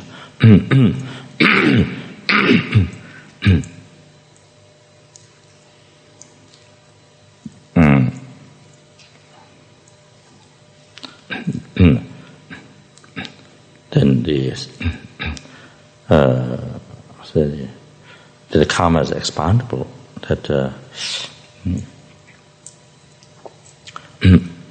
the result you experience so many times in one life, or so many 100,000 lifetimes. One negative karma, the result of one negative karma you experience so many times. Again. So many times in that one life, or hundreds of lifetime or thousands of lifetime. So depending, I guess also it depends on how heavily done. But this is without talking in the law realm. This is without talking law realm suffering, rapid result. I'm just talking in the suffering result of what you experience from the karma in the human realm. So as is explained in the sexual karma of quoted from sutras that. So for example, if you kill one insect, it is mentioned in the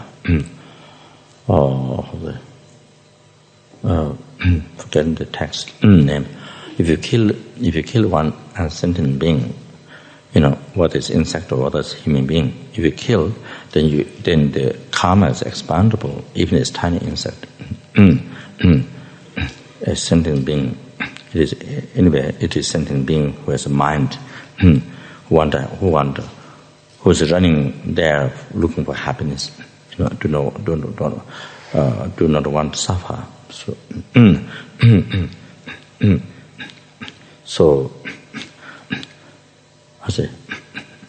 it is mentioned.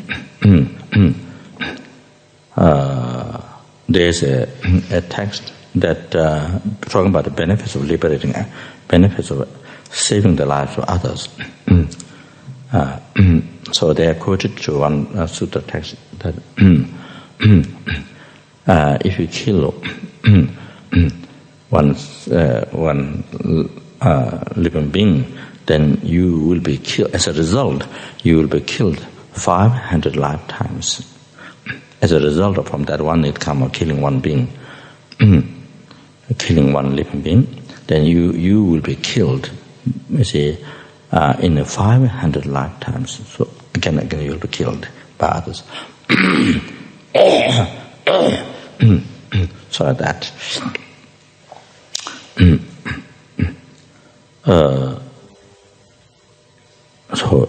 So it's important to. So therefore, these things important to explain others. That there's a consequences of your activities. What is a good action? There's a consequence of happiness. If it is negative action done with negative mind, anger, ignorance, attachment, and then there's negative consequences, effect that you have to experience from the action. So that's the nature of the phenomena, that it works that way. Dependent arising, dependent cause conditions, it happens, it functions. So it is empty of independent. It is empty of independence because it exists by dependent cause conditions, and then also depend on the base mind. The mind uses labels, and the label. So by depending on these things, it exists. So therefore, it is empty of existing without depending on the base and mind which labels on the label. So there's no such phenomena existing without depending on this. Without dependent base, without dependent mind labeling, there's no such phenomena existing. So therefore, by this reason, so there's no phenomena exist without dependent on base, without dependent on mind labeling. So the phenomena are empty of existing without depending on the base and the mind labeling. So that then if it's causative phenomena, then if it's a phenomena nature by impermanence, changing by cause conditions, then it exists by also depending on cause conditions. So it's empty of existing without dependent on cause conditions. So that So while that phenomena, while these actions are karmas, while they are empty, they are functioning. The cause and result. Like that.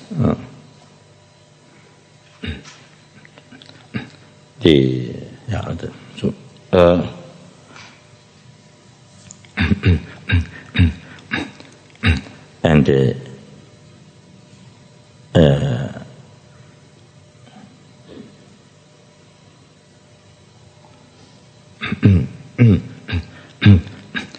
and in the Arya Deva mentioned in the there's the 6 ornaments, this great Pandit,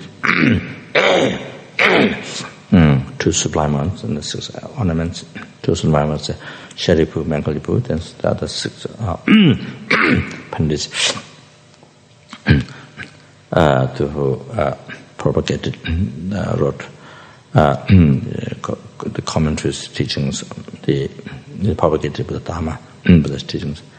So Ayadeva, one of these Ayadeva mentioned in the 400 in the commentary of the 400 stanza. So if you cheat one sentient being, that you will be cheated.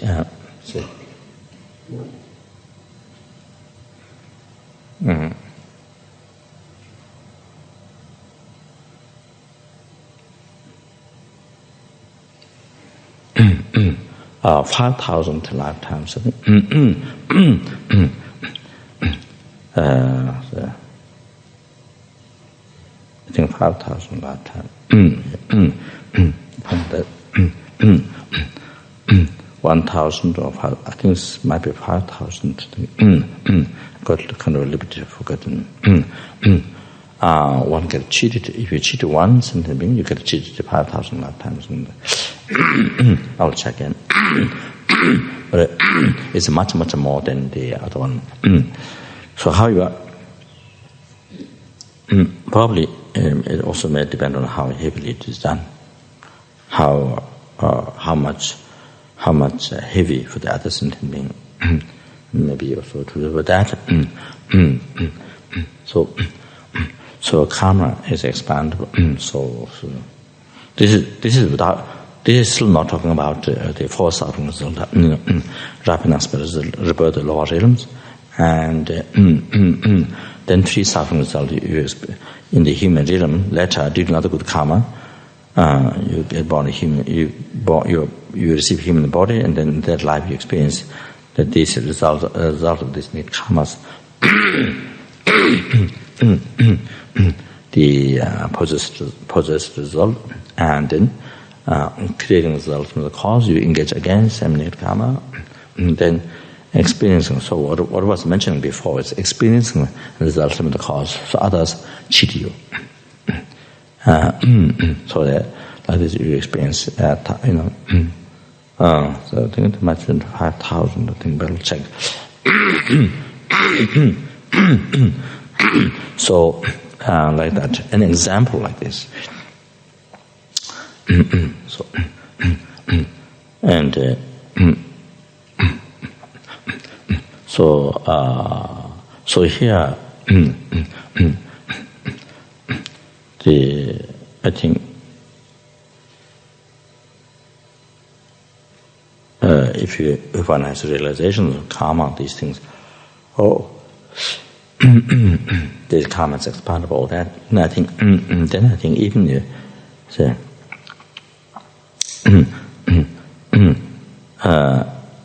I think even a very small karma, you're so careful, so afraid to commit, like a heavenly karma, because the result, because of all this, karma is expandable. So all these results suffering, so you become so careful, even small ones. So I think one of us realization these karma is expandable. These points, then I think in the action, I think they become, I guess maybe become like that.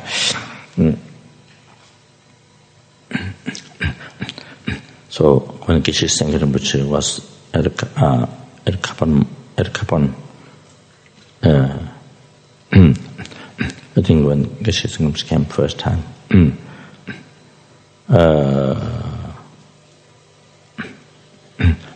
he's from outer Mongolia, I think,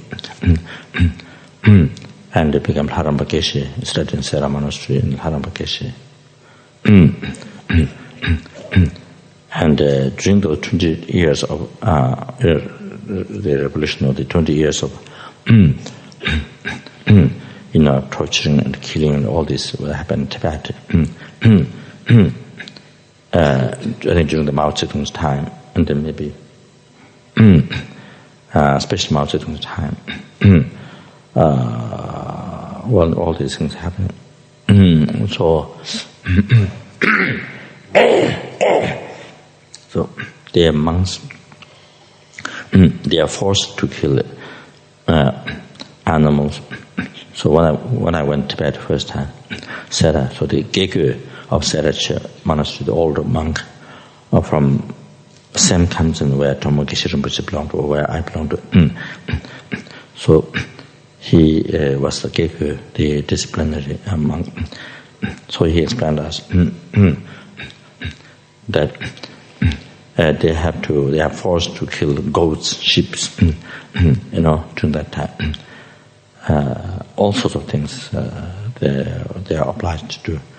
They are forced to do. And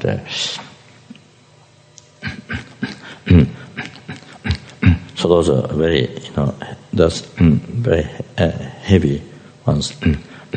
Then there's collecting kaka. You go in Lhasa, city in Lhasa. So the monk, they have to go to Lhasa, and then collect kaka. Where there's kaka, you have to collect, and then you have to give certain amount kaka, by weight. But also you have to give before afternoon, before 12 o'clock. I think there's a certain time, so you have to offer, some place you have to give that amount of kaka, and so the disciplined monk told, so they had difficulties of finding kaka. They have and also other people have to collect also kaka. So kaka, not in the bath, not in the going house, but not digging toilet. I think maybe outside, and kaka outside. So probably I think anyway. So they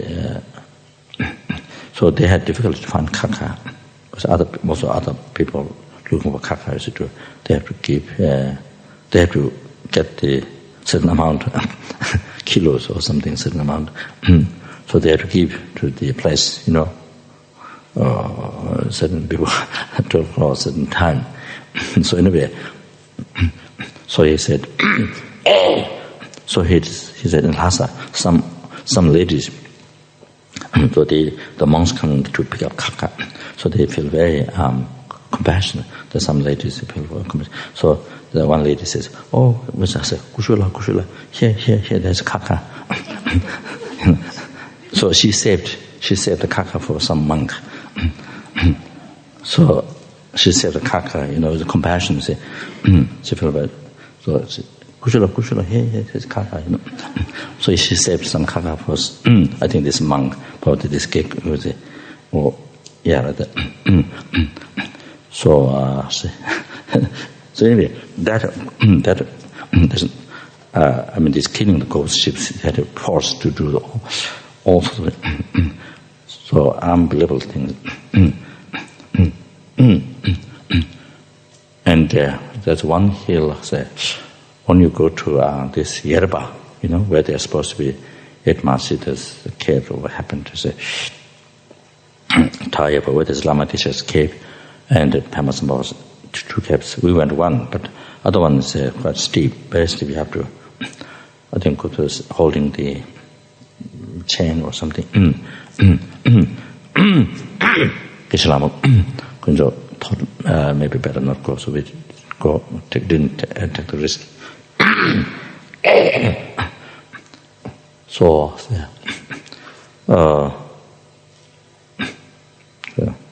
So there,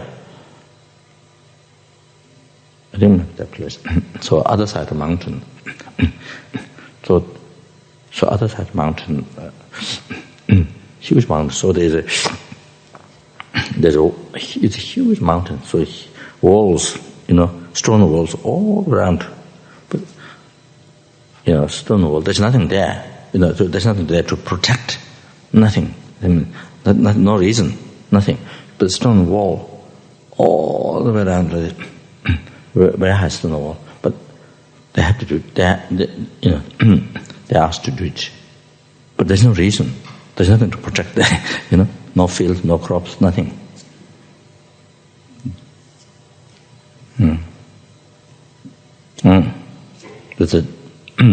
They're forced. They are asked to build this wall, but there's no reason there. There's nothing building or crops, nothing.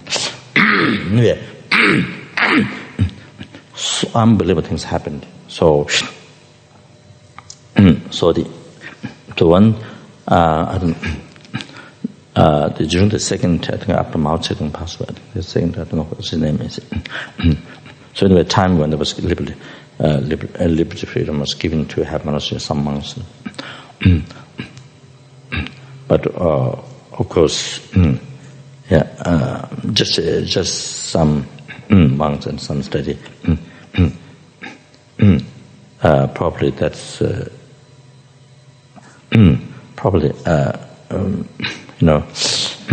to show for the tourist maybe.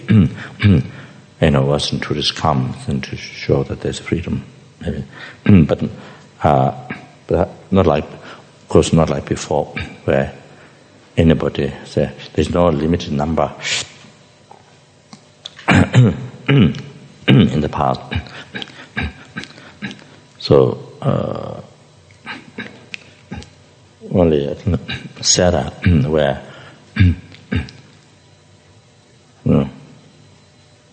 it is supposed to be 7,700, something like that. That's no normal number, but there could be more. Normal. That's normal. The estimate is a statement. Estimate. Estimated. Estimate. Yeah. However,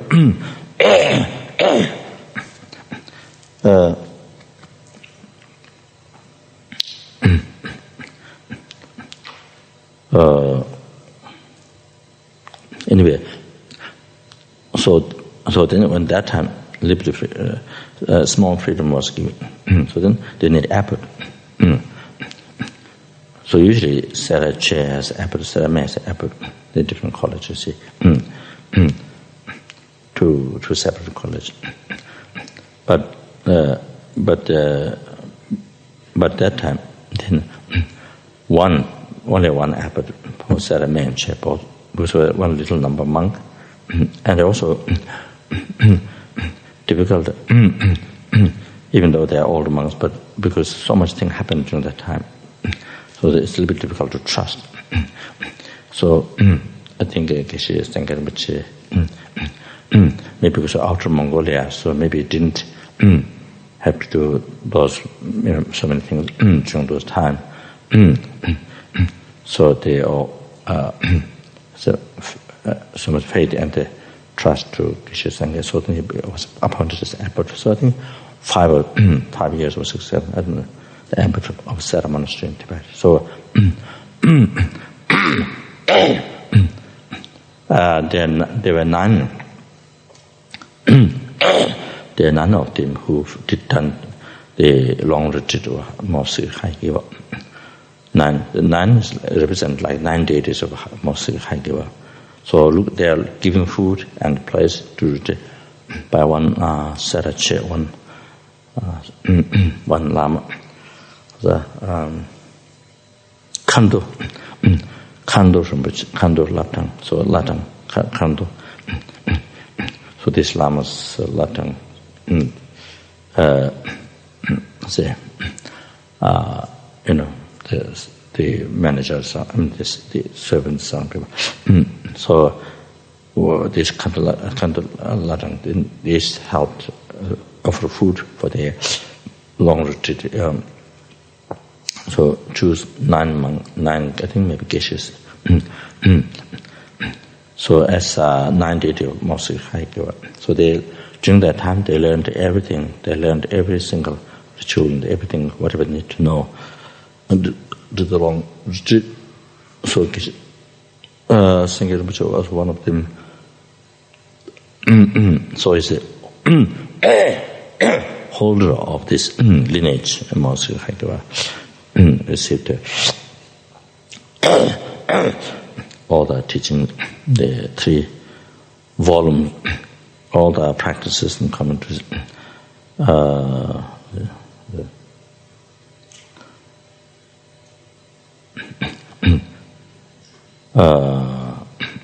3 volumes, 3 or 5, 3 by Kaka Tangzitoje. Kaka. So there's things like as soon as the Lama from Mongolia in the past. So Kaka Tamsik Doji. That's I don't know how many in the incarnation show. So received the old transmission, some part commentary from Geshe Rinpoche, Dharma Sala Tushida. And then 2 volumes by Pipti Dalai Lama. So received all time was that. And then some initiations and some protector of the called Jamsing, the ascetic college protector. That's one of the protector of this the living enter the order of secret the most secret Haikiwa. So anyway, I requested, and then there were a few other lamas, Chatu Rinpoche, who is the present abbot of Namda Monastery, then Pai Rinpoche, whose past life was very high lama in Lhasa. The present many of the Geshe we can see, then many of the Geshes.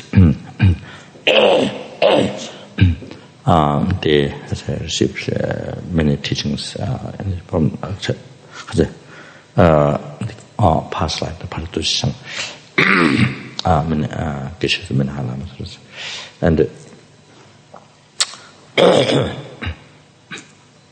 And Ketan Rinpoche,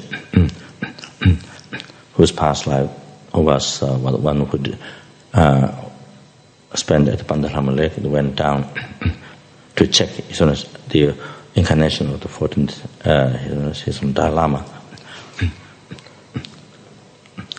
Went down in the Ando, being disguised as a beggar by carrying the mala on the neck, and then the Dalai Lama's mala and the stick, the hand stick. Being disguised as a beggar, went to the home to see if the incarnation can recognize not. So like that. So with the story, he immediately took the mala on his neck and took the stick. Also mentioned name of this Lama. I don't know how old was it, maybe 4 years old, I'm not sure. So I think I'm not sure what age was that. So the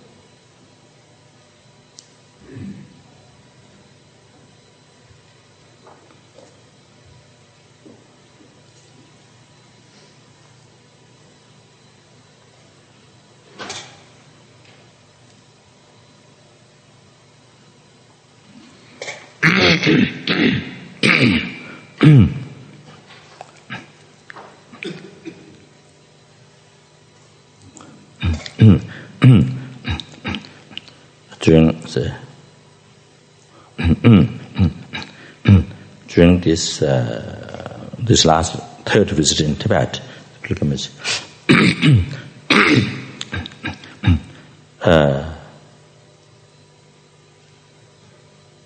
I think the monks there, they knew Lhasa from last time, but last time when by making pilgrimage to Potala last time,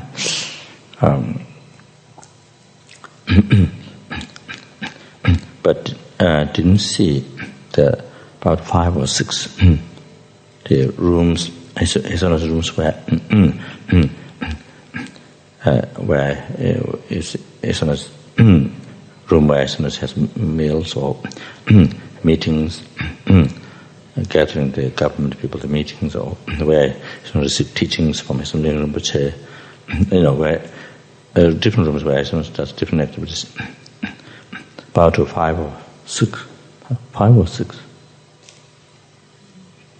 I think 5 or 6 rooms in Potala. So didn't show last time, but this time they show all these. The head person who's showing the monk. So showed very clever way, secretly showed us all those rooms where the normal tourists they don't allow to. They don't show.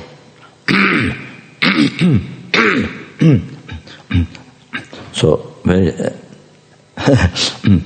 one very surprising thing was the large room where you should meet the government people, certain meetings. So there was a throne, and there was the court. On the throne, court was put up there. So because you're not allowed to have his photo. So what this monk did was the picture of our Mithya project, the picture of our Mithya statue. So he put there. He put it in the place of his portrait. He put the Mithya portrait, the 500 feet Mithya statue that Dennis met in the picture of that. So he put it there. He put it inside the court, court like this. So he put the Mithya. So I thought that's funny or interesting or. So the old monk, this very good old Namgyal monk in charge of the room. So he decided long life prayer of his Lama.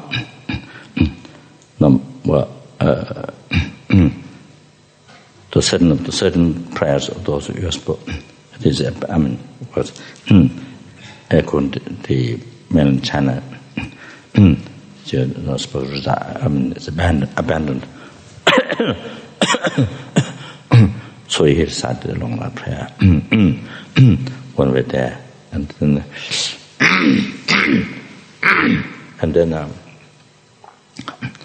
then he told us how his reincarnation was found. So he explained some some of the key points, and then and at the end he mentioned this old monk. He mentioned that then the child, after that, then this child.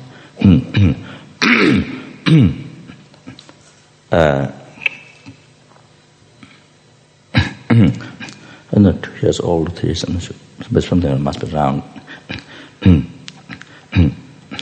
So the child,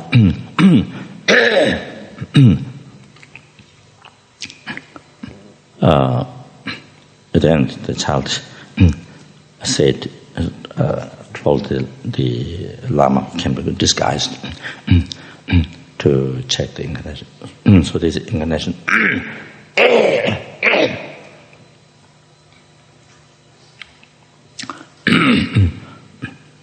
mentioned that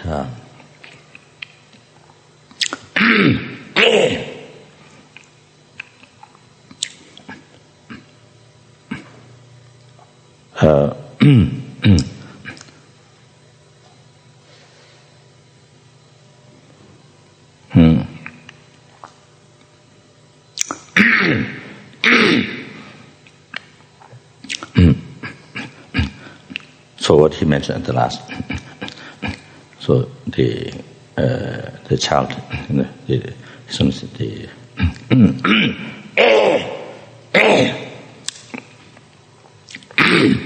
who is this 14th season Dalai Lama. So he mentioned that I'm the one who benefit for all sentient beings. He mentioned equaling the limited sky, but maybe that's not my word. I'm not sure. But so I am the one who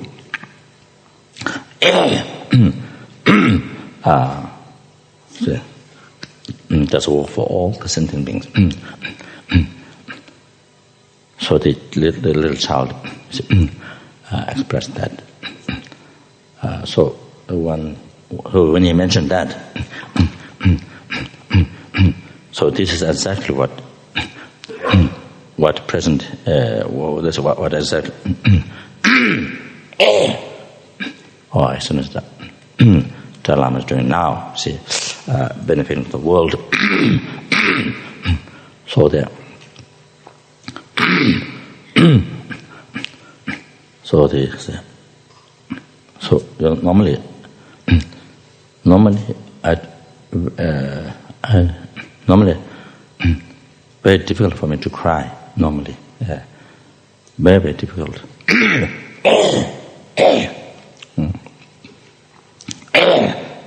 I'm sure, maybe baby. I'm sure I must have cried many times as baby when I was baby, for sure. There's no doubt.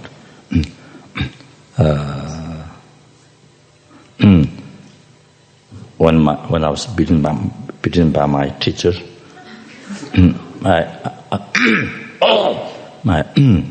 the alphabet teacher, not the first one, not the first one, second one, whom I lived 7 years, because I was very naughty. So, of course, it was a great purification, but also,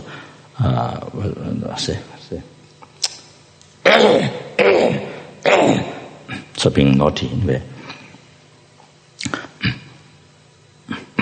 So I'm sure at that time I cried different times beating that.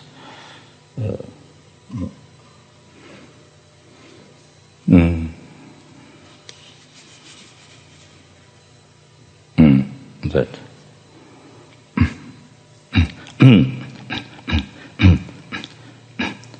so I was supposed to return those in the present primary text, and so we have a commitment there in the Solukumbu that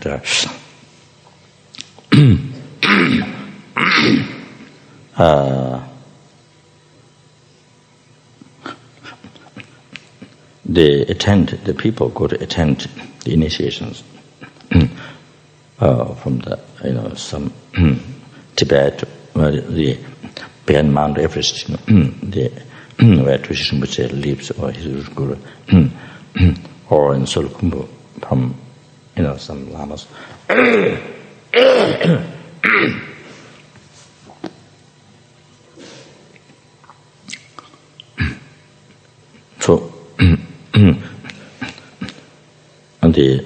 So the lamas, they allow the lay people, those people, to come in to the attend the initiation. But because they can't read the text, they can't read the text.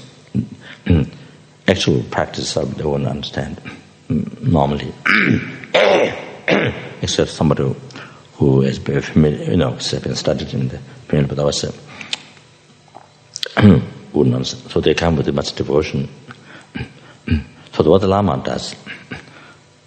does is very skillful. They allow them to come in initiation, but they have much devotion. So then they can't do retreat, but they can't retreat. Cannot understand the commentary, all that.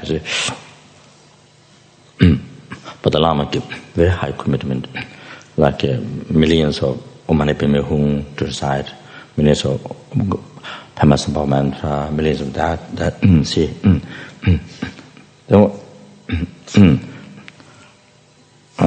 And then some of the people, they come to ask my teacher, they bring offering one basket, the bamboo basket. There is in Nepal, the potter's get the bamboo basket. So filled with the potato, radish, the big radish, very bad smell. If you eat that, a lot of gas. So the big radish, very strong. There may be some plate of rice. That doesn't grow there. You have to bring from far. So then asked to recite all these mantras. But they to the commitment from Lama. But then I come to ask to like my teacher, like that, who lived there. Anyway, so I make some offering like this, then ask them to recite all this. Anyway,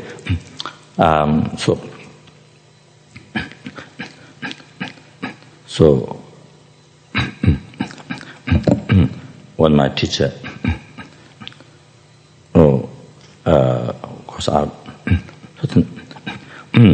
don't read the text, so I play with the spiders, and I play with it. So in this outside, with a big piles of wood, there's a small room outside on where you pile many wood. It's a roof. Then there's some small room. So sometimes we sleep there and read the text.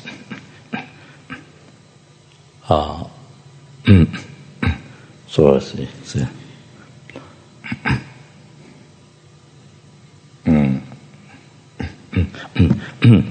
Play spider with spider. The spiders living in the house. So all the thread, weave the thread, weave the thread or things like that.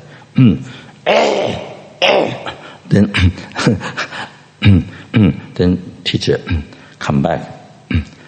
He didn't hear my reading. See, come back then beat. See,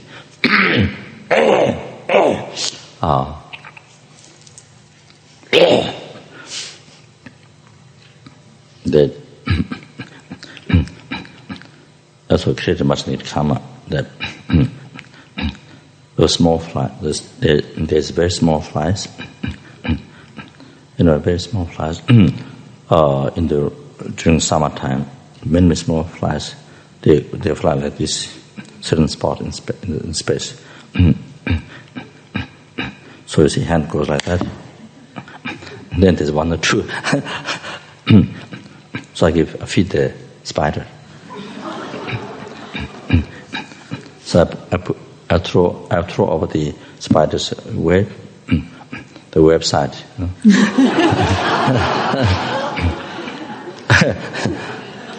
So I threw on that. Then look at the spider, how he does. So the spider comes down, and he puts the body up, the head up, and he is on the bottom.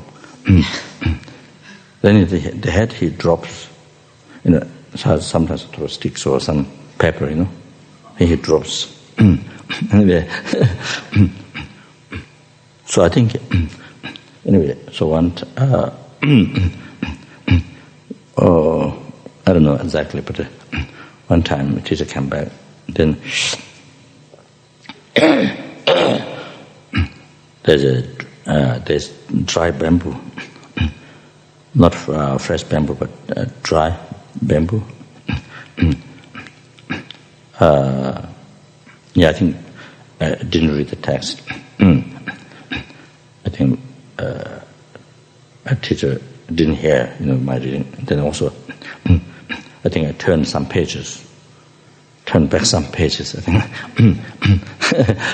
So then, so beat.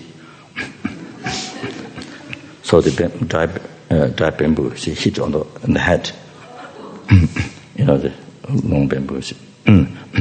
Then the bamboo also became pieces, springs.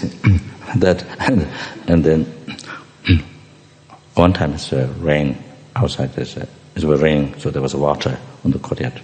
So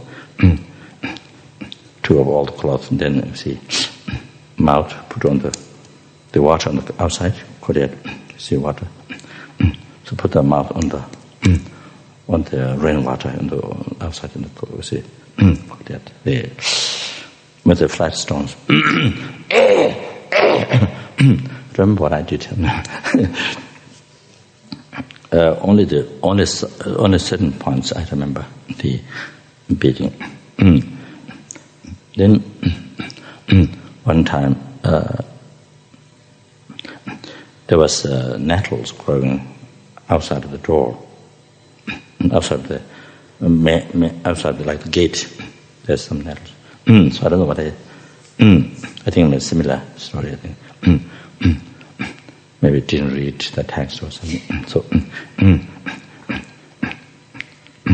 So without cloth, so wrapped the backside on the nettle like this. But I don't remember that I suffered much. I have no clue. I have no memory of suffered wrapped like that. Of course, normally we touch. There's so much, can't imagine. You see, very uncomfortable. So anyway, so I remember there's few of these points. However, I think the teacher let me to read Dharma Sutra so many times, and then there's another Sutra, Duttuva, condensed Sutra, read over and over, so like that, months, all day long. Morning, would get up, when was shimmering, say, early morning, then you get up, memorize, you recite the prayers, that Nyingmapa, those prayers, permissible prayers, memorize, then you recite.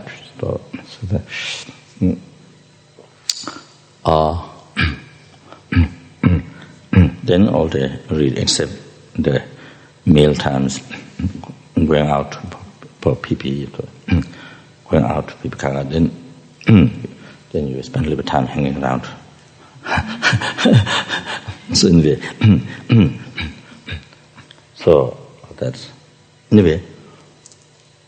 But I think now when I look back, it benefited a lot to my mind. My teachers, all those beatings, and letting me to read all those texts or emptiness. So now, by looking back, it's an incredible purification blessing. So I think together, so left some positive imprint on the mind. That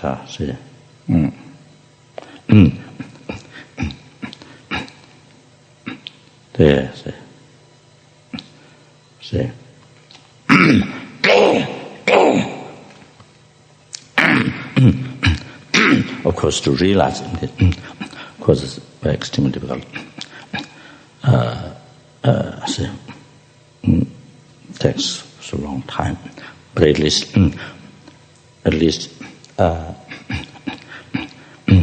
definite faith in Lama Zopa Rinpoche's teaching on emptiness. This is really true. even though there's so many other presentations, but here Lama Tsongkhapa was explained in the three pencil part, section of emptiness, when they start. This is really true. So I think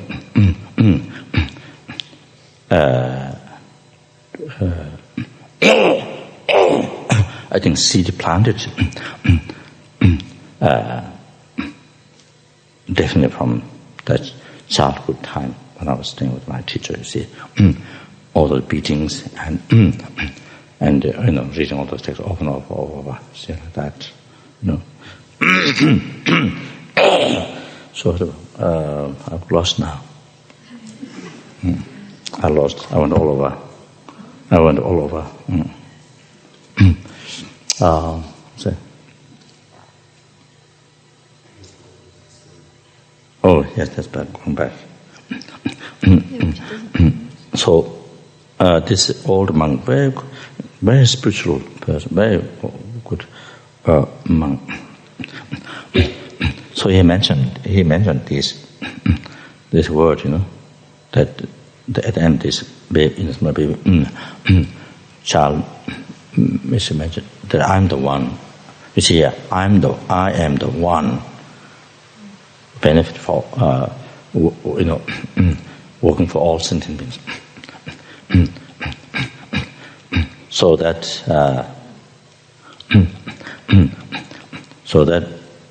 that fits exactly. You see what is doing now. You see, so that made me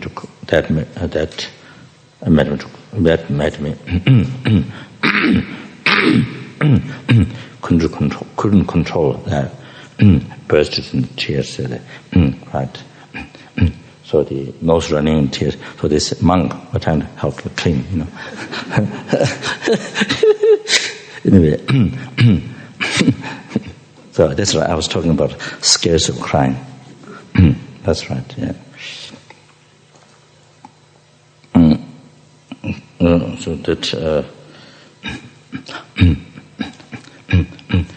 one thing I mentioned in the hospital. Remember, in front of the doctor, when I found out that other monk won't be staying there, then I thought I have no option to learn English, so I cried in the front of the head doctor of that hospital, who gave some banana, like candies. Anyway, so going back to Geshe so received this teaching from Tushita, at least 2 months or something.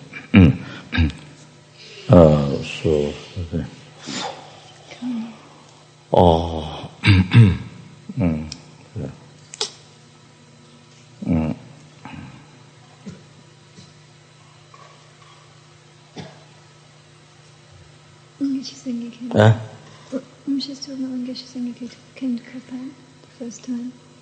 Oh yes, that's right. About karma. That's right. Very strict way. That's right. So when Geshe Rinpoche at Kapan, so normally there was in my room. I was staying in the Lama's big room. That's old Gomba. I was staying in Lama's big room. Geshe Rinpoche was staying in my small room.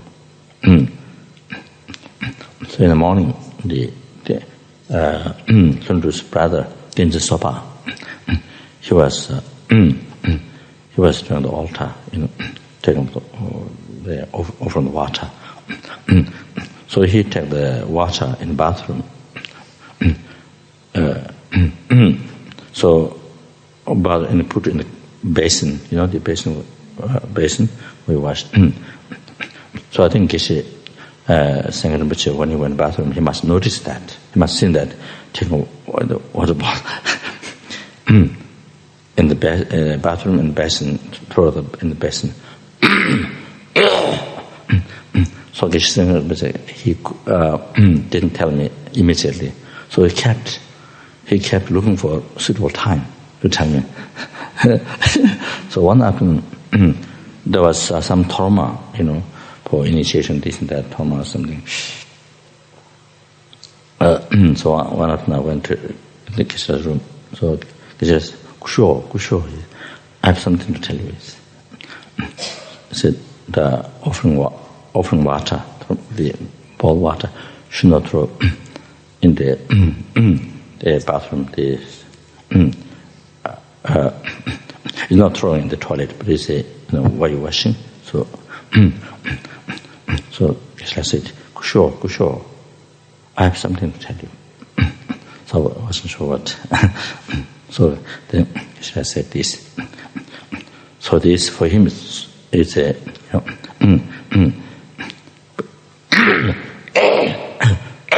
some like very heavy karma. See.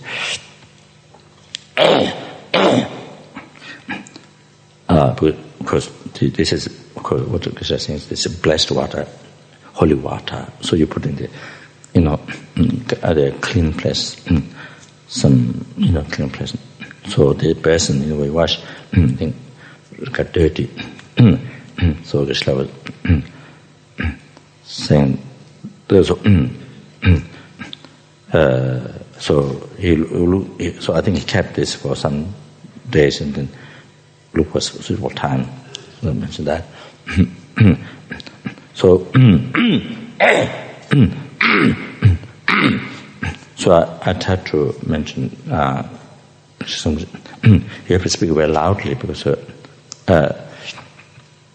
general aspect is that short aspect of not hearing. So you have to, normal people when they speak loudly. So normally I'm not so good in doing that. So I was trying to express that in the West, when you travel in the hotels or very high towers, there's no garden, no place to put the water. So you put it in the basin, and then you think purify the six realm. You throw there, and then think purify six realm sentient beings.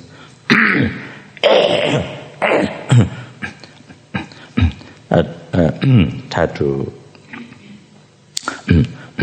clarify to Geshe, but I don't think I wasn't very good, and not enough loud to make it so. So what I'm trying to say is there are situations where there's no garden control, see like that. Certain buildings.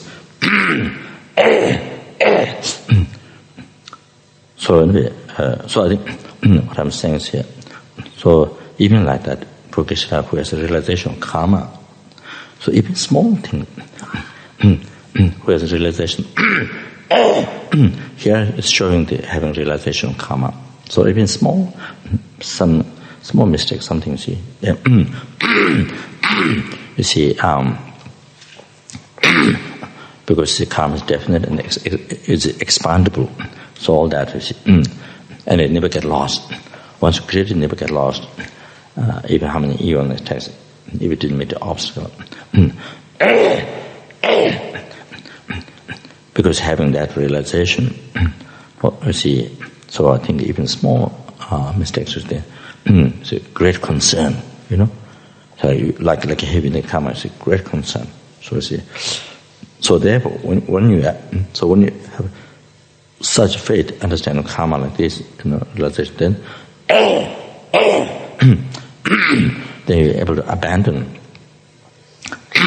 even the small karma, and also you're able to practice even the small good karma, small merit. It's thing very important. Even small merit, you don't abandon. You practice because it's expandable, definite experience result, expandable, and never get lost. It's a result. There is the happiness. It's a virtuous action. So all of that. So the story became long. But it's the point.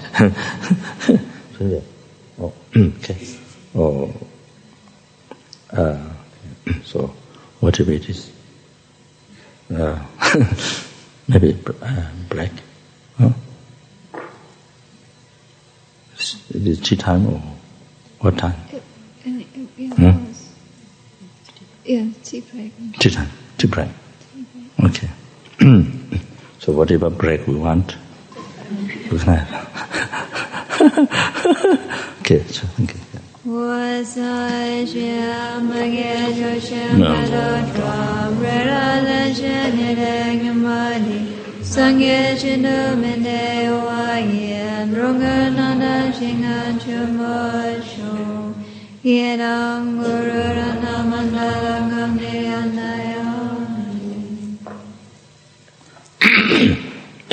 장주 심조 rinpoche 마제 원은 되듯이 제와 냠바는 고뇌 공도 배워로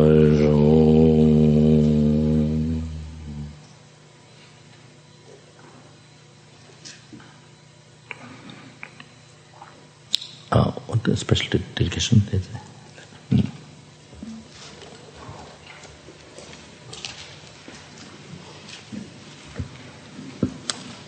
Third one.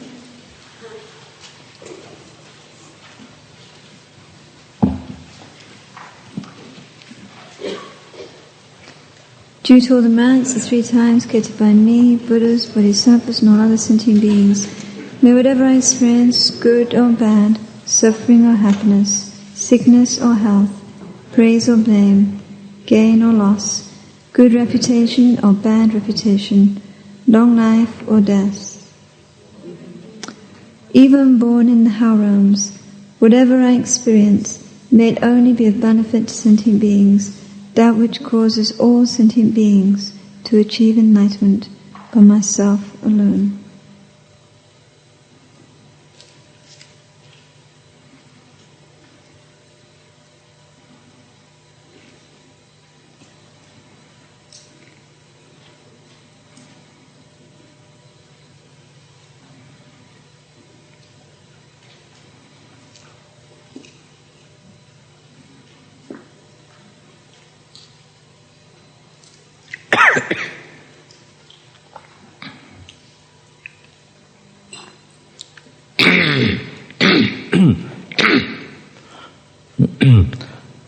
Did you the past, but which made it problem to them, made it all about us.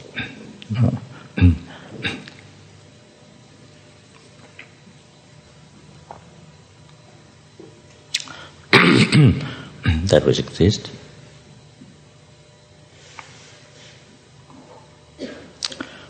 but which is empty, which is empty from its own side. May the I who exists, but who is empty from its own side, achieve but that is enlightenment, but that is enlightenment, which exists, but which is empty from its own side. Lead all the sentient beings who exist, but who are empty from their own side. To that enlightenment, but that is enlightenment, which exists, but which is empty from its own side.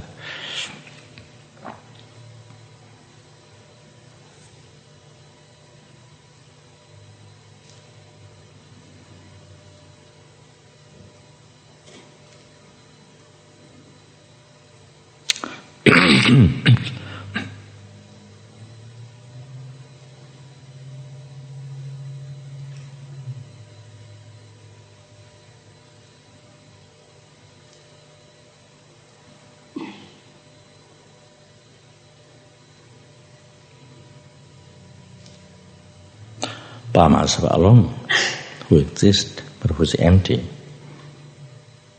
from its own side.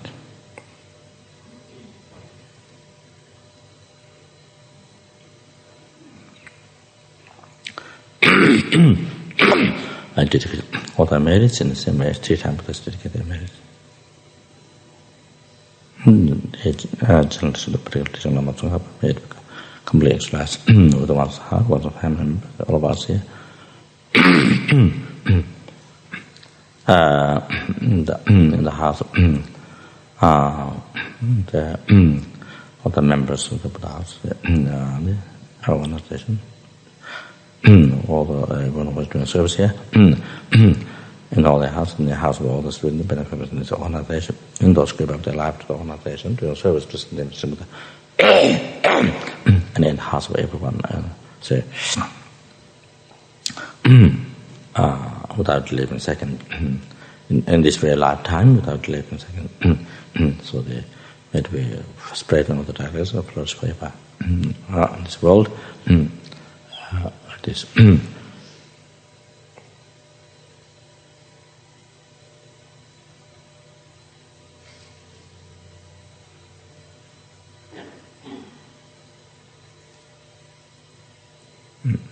Thank you.